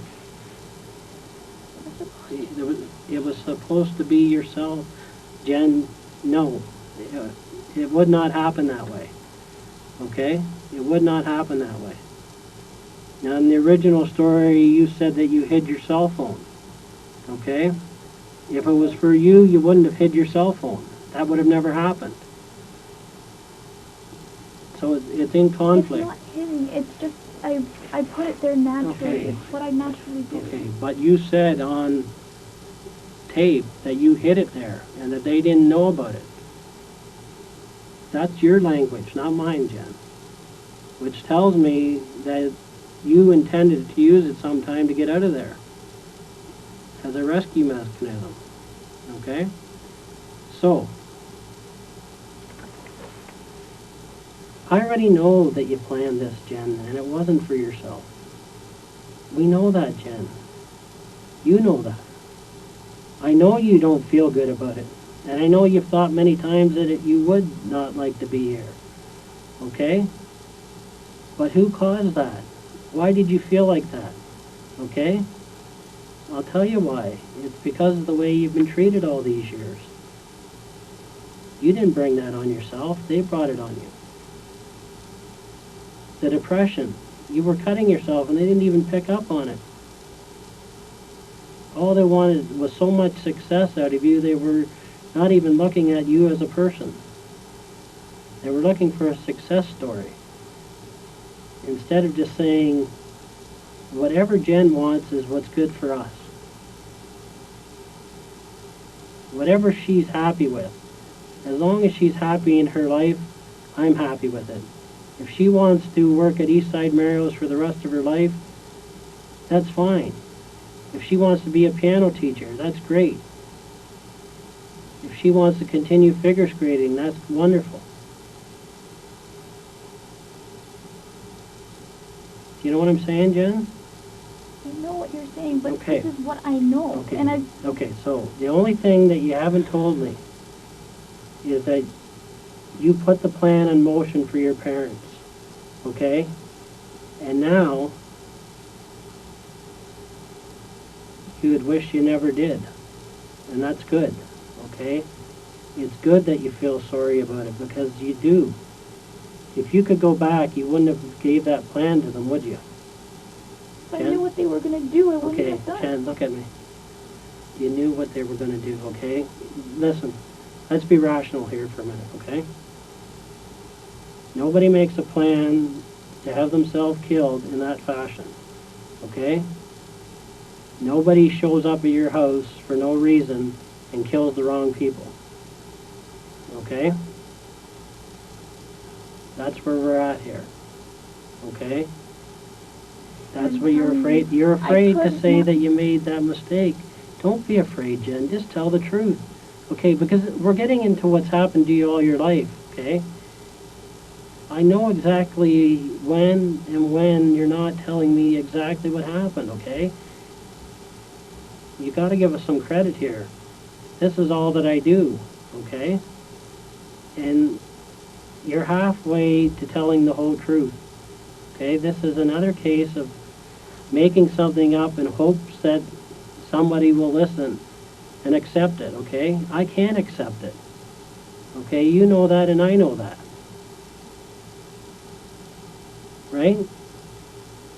I can't accept that when I know it's not true, and I don't like to see you doing this to yourself. You're just beating yourself up some more here, okay? Jen? Because I'm telling it to you, but you say that it's contradicting, and I don't Okay, understand why. it doesn't make sense, okay, that someone, if you wanted yourself killed, okay, they wouldn't do it in your house, okay? There's no reason to hide anything, okay? Someone can just walk up to you and shoot you somewhere where you're by yourself and nobody knows about it and they walk away. But I'm never by myself. Okay, at any time you can go out. You were by yourself all day. But they said they can't do it in the daytime. Okay. So you could walk out the front door and they could have shot you there and ran away. Like, they didn't have to involve other people, and that's why it doesn't make sense. You could have walked out on the front porch and that'd have been the end of it. But I'm not supposed to leave the house. Okay, but you've done it before, right? Right? Not since they started watching me Okay, better. but that night you could have walked out that front door and no one would have known the difference for 2 seconds. My mother would know, she was right there. Okay, but they could have came and done it. Okay? But they didn't tell me how they were going to do it. Okay. Why would somebody shoot someone they didn't have to shoot? I don't know. I can't figure that out. And actually not shoot the person they're supposed to shoot? I don't know. That's what I'm trying to figure out. Okay, why didn't you tell us this that night then? Because I was scared. Scared of what? Telling the truth? Yes. That I wanted to die. But Okay, instead, but listen, if you wanted to die, you would tell us everything because it wouldn't matter. Jen, if you really wanted to die, you would tell us everything because it doesn't really matter. right? It does matter because the wrong person got hurt. And my dad is suffering. I appreciate that's what happened in the end, but that's what was supposed to happen, okay? The good thing about this is your dad did live, okay? He did live. And that went against the plan, okay? He wasn't supposed to make it through, and he did, so that's a good thing, right? That's a positive in this situation, right? Jen? My dad's hurt. How can that be a positive? Okay, but he's not dead, is he? No. Okay? And this thing started out with him supposed to be dead. No. Okay? Jen, there's just no doubt about that. Okay? There's no doubt about that. Okay? And you got to remember, we're all over this case, okay? And when you say something that's going to contradict what other people tell us, okay, that the order was for mom and dad, that's not going to look good, is it? When it comes from someone else. Right? Because we're going to solve this thing, okay? We already know what happened. So I'm not in here guessing with you. I already know what the order was from you, okay? And I have to sit here with you and let you get that off your chest, okay? I know it's not easy, and that's what you're worrying The about. order was from me, but it was for me. Yeah. No, it was for your parents, Jen. Okay, and that's hard to say. I know that. I know that's hard to say. Okay, because that's not... If you could make this decision over, you would change it. Okay? You would change it. Right? Of course. If I knew who was going to get hurt, of course I wouldn't. Jen, you knew who was going to get hurt. That's the whole issue here. Okay, that's the whole issue here. That's all we're dealing with here. Okay? From the start I've told you that I know you were involved. Okay? And it's beyond asking someone to kill you. Okay? The order was for mom and dad. Okay? The only mistake they made is they didn't get your dad. Okay? Yes, they hurt him. Okay? Yes, he's injured. But he's alive, and that's a good thing. And as I told you earlier, this happens to 300 families a year. 300. And it's always because of the same thing, Jen. The people reach the end of their rope. It's the last straw. And they make a mistake. And I agree, once you put those wheels in motion, you know, it's hard to stop it. It's very hard to stop it.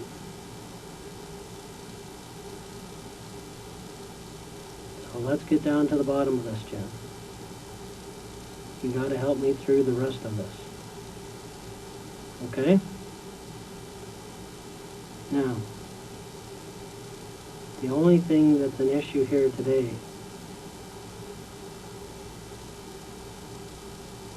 is that you gave a request to these people for your parents and they carried it out, okay? You didn't do it. That's a good thing, okay? You didn't shoot them. You didn't hurt them. Your mistake was making a request. Right? That's where you and I are at right now. Okay, that's the only issue we need to talk about. Okay? I'm not going to get into everything else because it's not even important. Okay? But we need to see justice done here. And we need to do that together, Jen. Okay? And there's only one face to justice, okay? That's the face of truth. Right now, we only have half that face, okay? I need to see the rest of it, okay? We're only halfway there, okay? You made the mistake of asking them to do it, okay? You asked them to do your parents. It's as simple as that, Jen, okay? And they did, or they tried to, okay? But you're sorry that this happened, right? Okay, that's what the whole key is here. Everyone wants to know is she sorry? Because everyone knows that you did it, okay? What they want to know is, given a chance and turning back the clock to that day, would you do it again? No, right? This was a one-time mistake, right? Jen? Okay. You gave them the plan for your parents, right? That's all I need to hear. No. Jen, you did. No, and this is not going to go anywhere because I wanted them to kill me. Okay, maybe you wanted that to happen as well, okay? And maybe things got so bad that that's how you feel, okay? But your parents were brought into this, okay, on your request. Yes, Jen, this was your request, okay? And that's what we have to deal with, okay? And that's what you're afraid of here today. That's what you're afraid of. No one's thinking bad of you here. Everybody understands what you went through, okay, and what you are going through, okay? But what people are looking for from this young woman today, you know what they're looking for? Jen? To know that you actually are sorry, okay? That you're sorry that you made the request for your parents, okay? It wasn't for you. We're past that, okay? I don't want to talk about that, okay? The request was for your parents and your parents only. That's it, okay? That's what you put in motion. That's what happened, okay? We know that, okay? At the end of the day, you have to look at yourself and say, when Bill came to me with the answer, did I deal with it? Okay? Because that's where people are going to be looking at you now from. They're going to be saying, what did she do when the police knew and confronted her with the truth? Did she face reality and admit the truth? Or did she run from it? Does she even care what happened? Of course I Okay? know what happened. Okay, so you have to prove that now, Jen, because the only way you can prove it, that you really care, is that you admit that you made a mistake. I did make Okay? a mistake, Okay. but We have to get that on the table, though, and it's not about you, okay? It's about them. It's that simple, okay? It's not complicated, okay? is that what you want me to say? But that's not Yes. how what happened. Tell me though. what happened. You want me to tell, I want you to tell me that you made the plan for your parents. But Okay, that's we're not- going to get to the rest of it anyways, okay? We already, like, I'm in here, okay? There's 20 other investigators on this case. I'm only dealing with the truth as it regards to you, okay? There's a lot more things that you don't even know that I know. That's why you're not going to be able to tell me things, okay, that I don't know already, okay? So I will know when you're telling me the full truth. I already know you made the plan, so I can't just say, okay, yeah, don't worry about it, you made the plan for yourself, when I know that's not true, okay? You got to know that I already have the answers, okay, or we wouldn't be sitting here, okay? So I do need you to tell me that you made the plan for your parents, okay? Because that's what really happened, Jen, okay? I'm not asking you to lie to me. I'm just asking you to tell me that you made the plan for your parents. That's where we're sitting here right now trying to deal with, okay? That's a big hurt for you, okay? Because I know that you still have love. It's like a love-hate thing, and that's what happens in people's lives, okay? You love them to death, but you can't live with them. You can't live with the situation anymore, okay? That can happen in life. It happens all the time, okay? And essentially, you got forced into a corner here, okay? You didn't have any other choices. 24 years old, Jen, and you're not allowed to make your own decisions. A prisoner in your own house. 9 o'clock curfew. Again, I'm just surprised it never happened before this. Everybody's going to understand that, Jen. But why they're going to understand it? You know why they're going to understand it? Because that's the truth.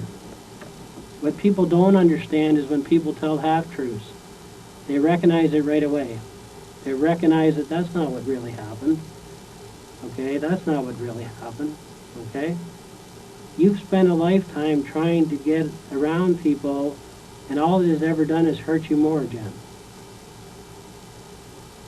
You missed out on an education because you tried to fake it, okay? You missed out on things that made you want to kill yourself. And you realize that. And it reached a low point, to the point where if you don't care about yourself, you can't care about other people. You know what I mean? You can't care for other people if you can't love yourself. And that's where this got to, Jen. And I don't blame you. But we need to understand this together, right? We need to have a resolution here. Okay?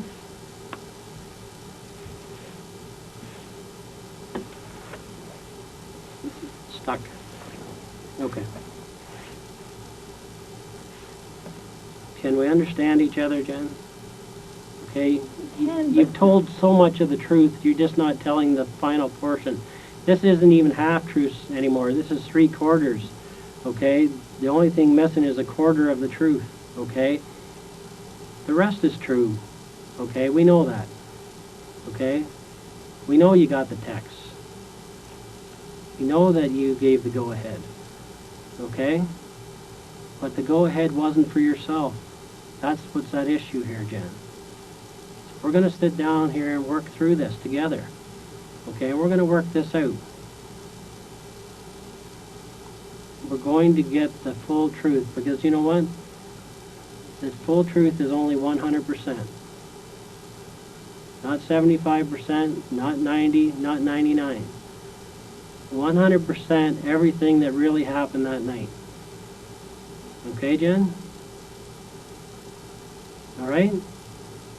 Let's do it together. Okay, you did. And I don't Okay. understand why it doesn't add Okay. up. Why it doesn't add up is because that's not what happened. Okay? The truth will add up. Half-truths don't add up. That's all they ever are, is half-truths.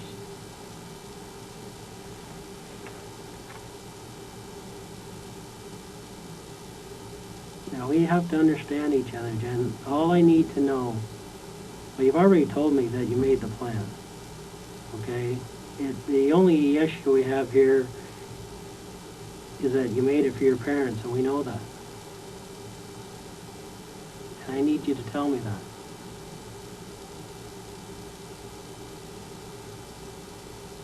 Okay?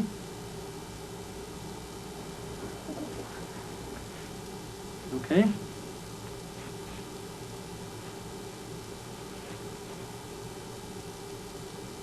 Tell me what happened. I told you what happened. Okay, all of it.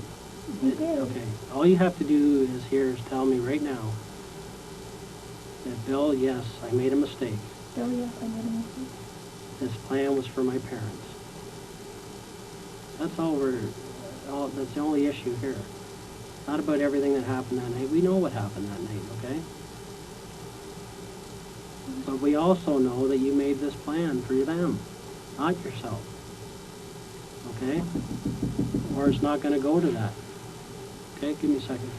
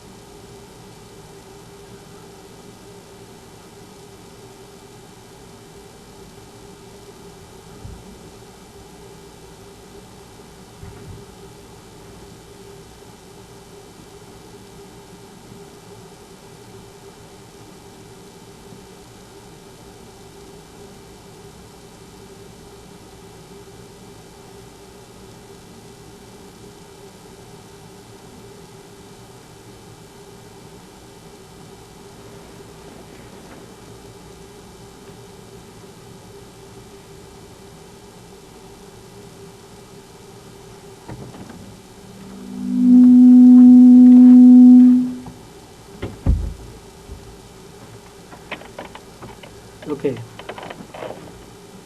I need you to listen close to me, okay, Jen? At this point in the investigation, okay, I'm going to be arresting you for murder, okay? Also attempted murder and conspiracy to commit murder. Do you understand that? Just have to tell me if you understand those charges. Just say yes or no. Yes. Okay. It is my duty to inform you that you have the right to retain and instruct counsel without delay. Do you understand that? And what does that mean to you? Absolutely. Yes. Okay.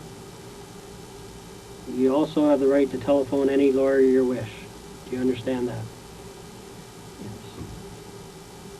You also have the right to free advice from a legal aid lawyer. Do you understand that? 1-800-265-0451 is a toll-free number. You have to listen here, so can you take your hands off your ears? I need you to listen. There's a toll-free number that will put you in contact with a legal aid lawyer for free legal advice. Do you understand that? So you can speak to a legal aid lawyer right now, or a lawyer of your choice if you like. Do you understand that? Do you wish to call a lawyer now? Yes? Okay. Do you have a lawyer that you know of to speak to? Okay.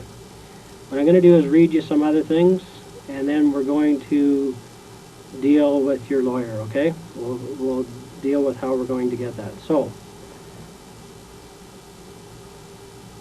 you may be charged with murder, attempted murder, and conspiracy to commit murder in relation to your mother and father. Those are where those charges stem from. Do you understand that? Just yes or no? Yes. Okay. Do you wish to say anything in answer to those charges? You're not obliged to say anything unless you wish to do so, but whatever you do say may be given in evidence. Do you understand that? Yes?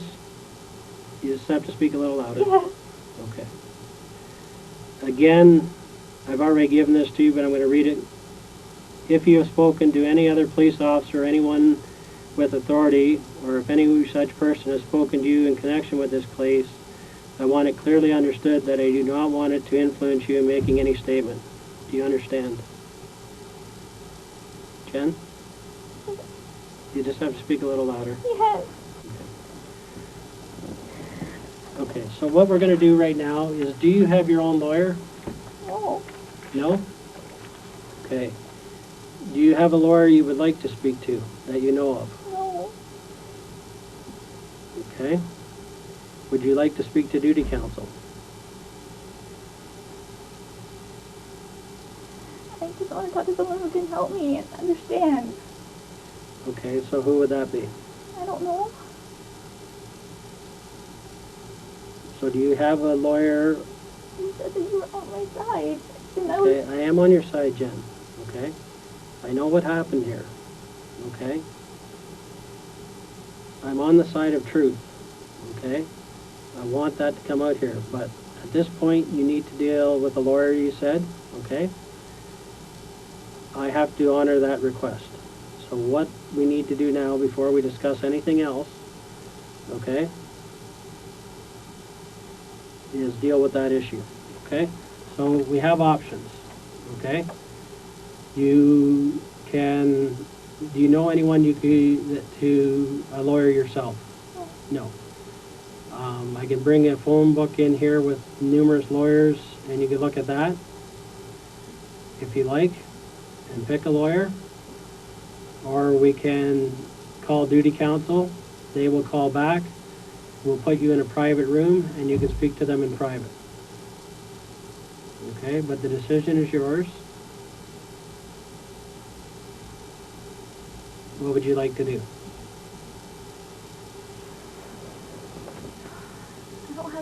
I don't have any idea what to do. Okay. You do want to speak to a lawyer, though, you said. That's your decision. So I have to accommodate that now. Okay, so that's what I want to do for you. I want to accommodate that if that's what you want to do.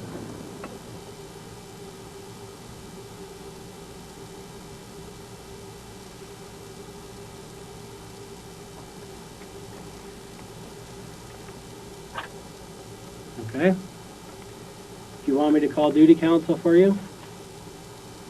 Okay. Okay? Or is there any other lawyer that you would like? I don't know what Okay, so at this point you wish to speak to duty counsel then? Sure. Okay. So what I'm going to have to get you to do is actually empty all your pockets on the table here. Okay? Can you... I have to tell people who are expecting me that Who's that? my uncle. Okay, we'll speak to them. Can you stand up and just empty your pockets? Just put it on the table here. Okay. Okay, anything else? Just pull out those pockets? Okay. Nothing else? Mm-hmm. Okay. So just have a seat for a minute. I'm just going to check your coat. Okay? Some pads in it. Okay, so just sit down.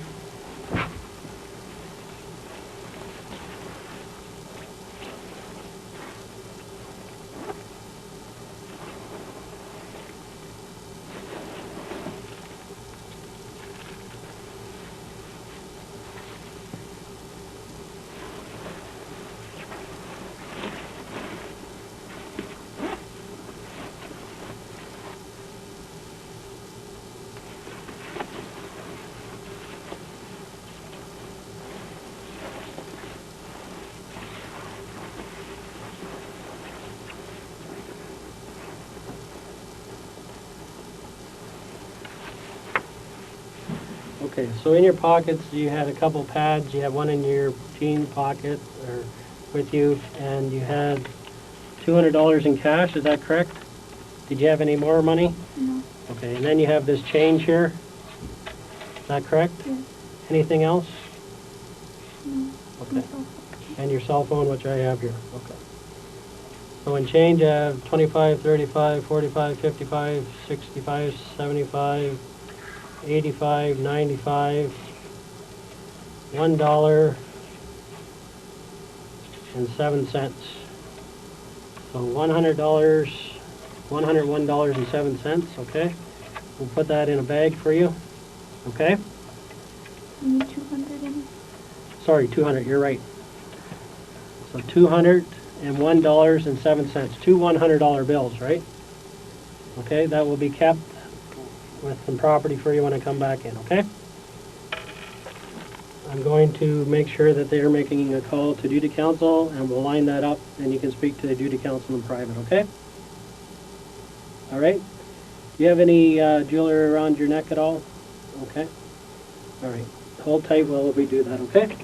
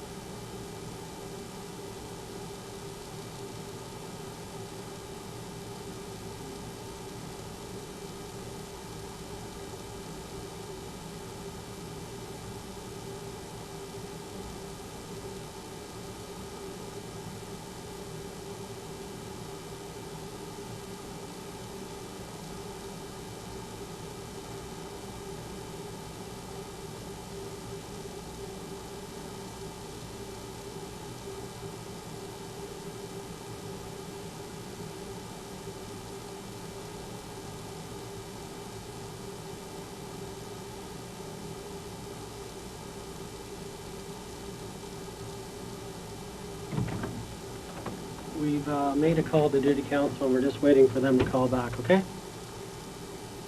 Need a drink of water or anything? What's that? I do have to go and speak to these officers, but I'll come back and speak to you, okay? But we gotta take care of the lawyers, okay? That's the priority right now, okay?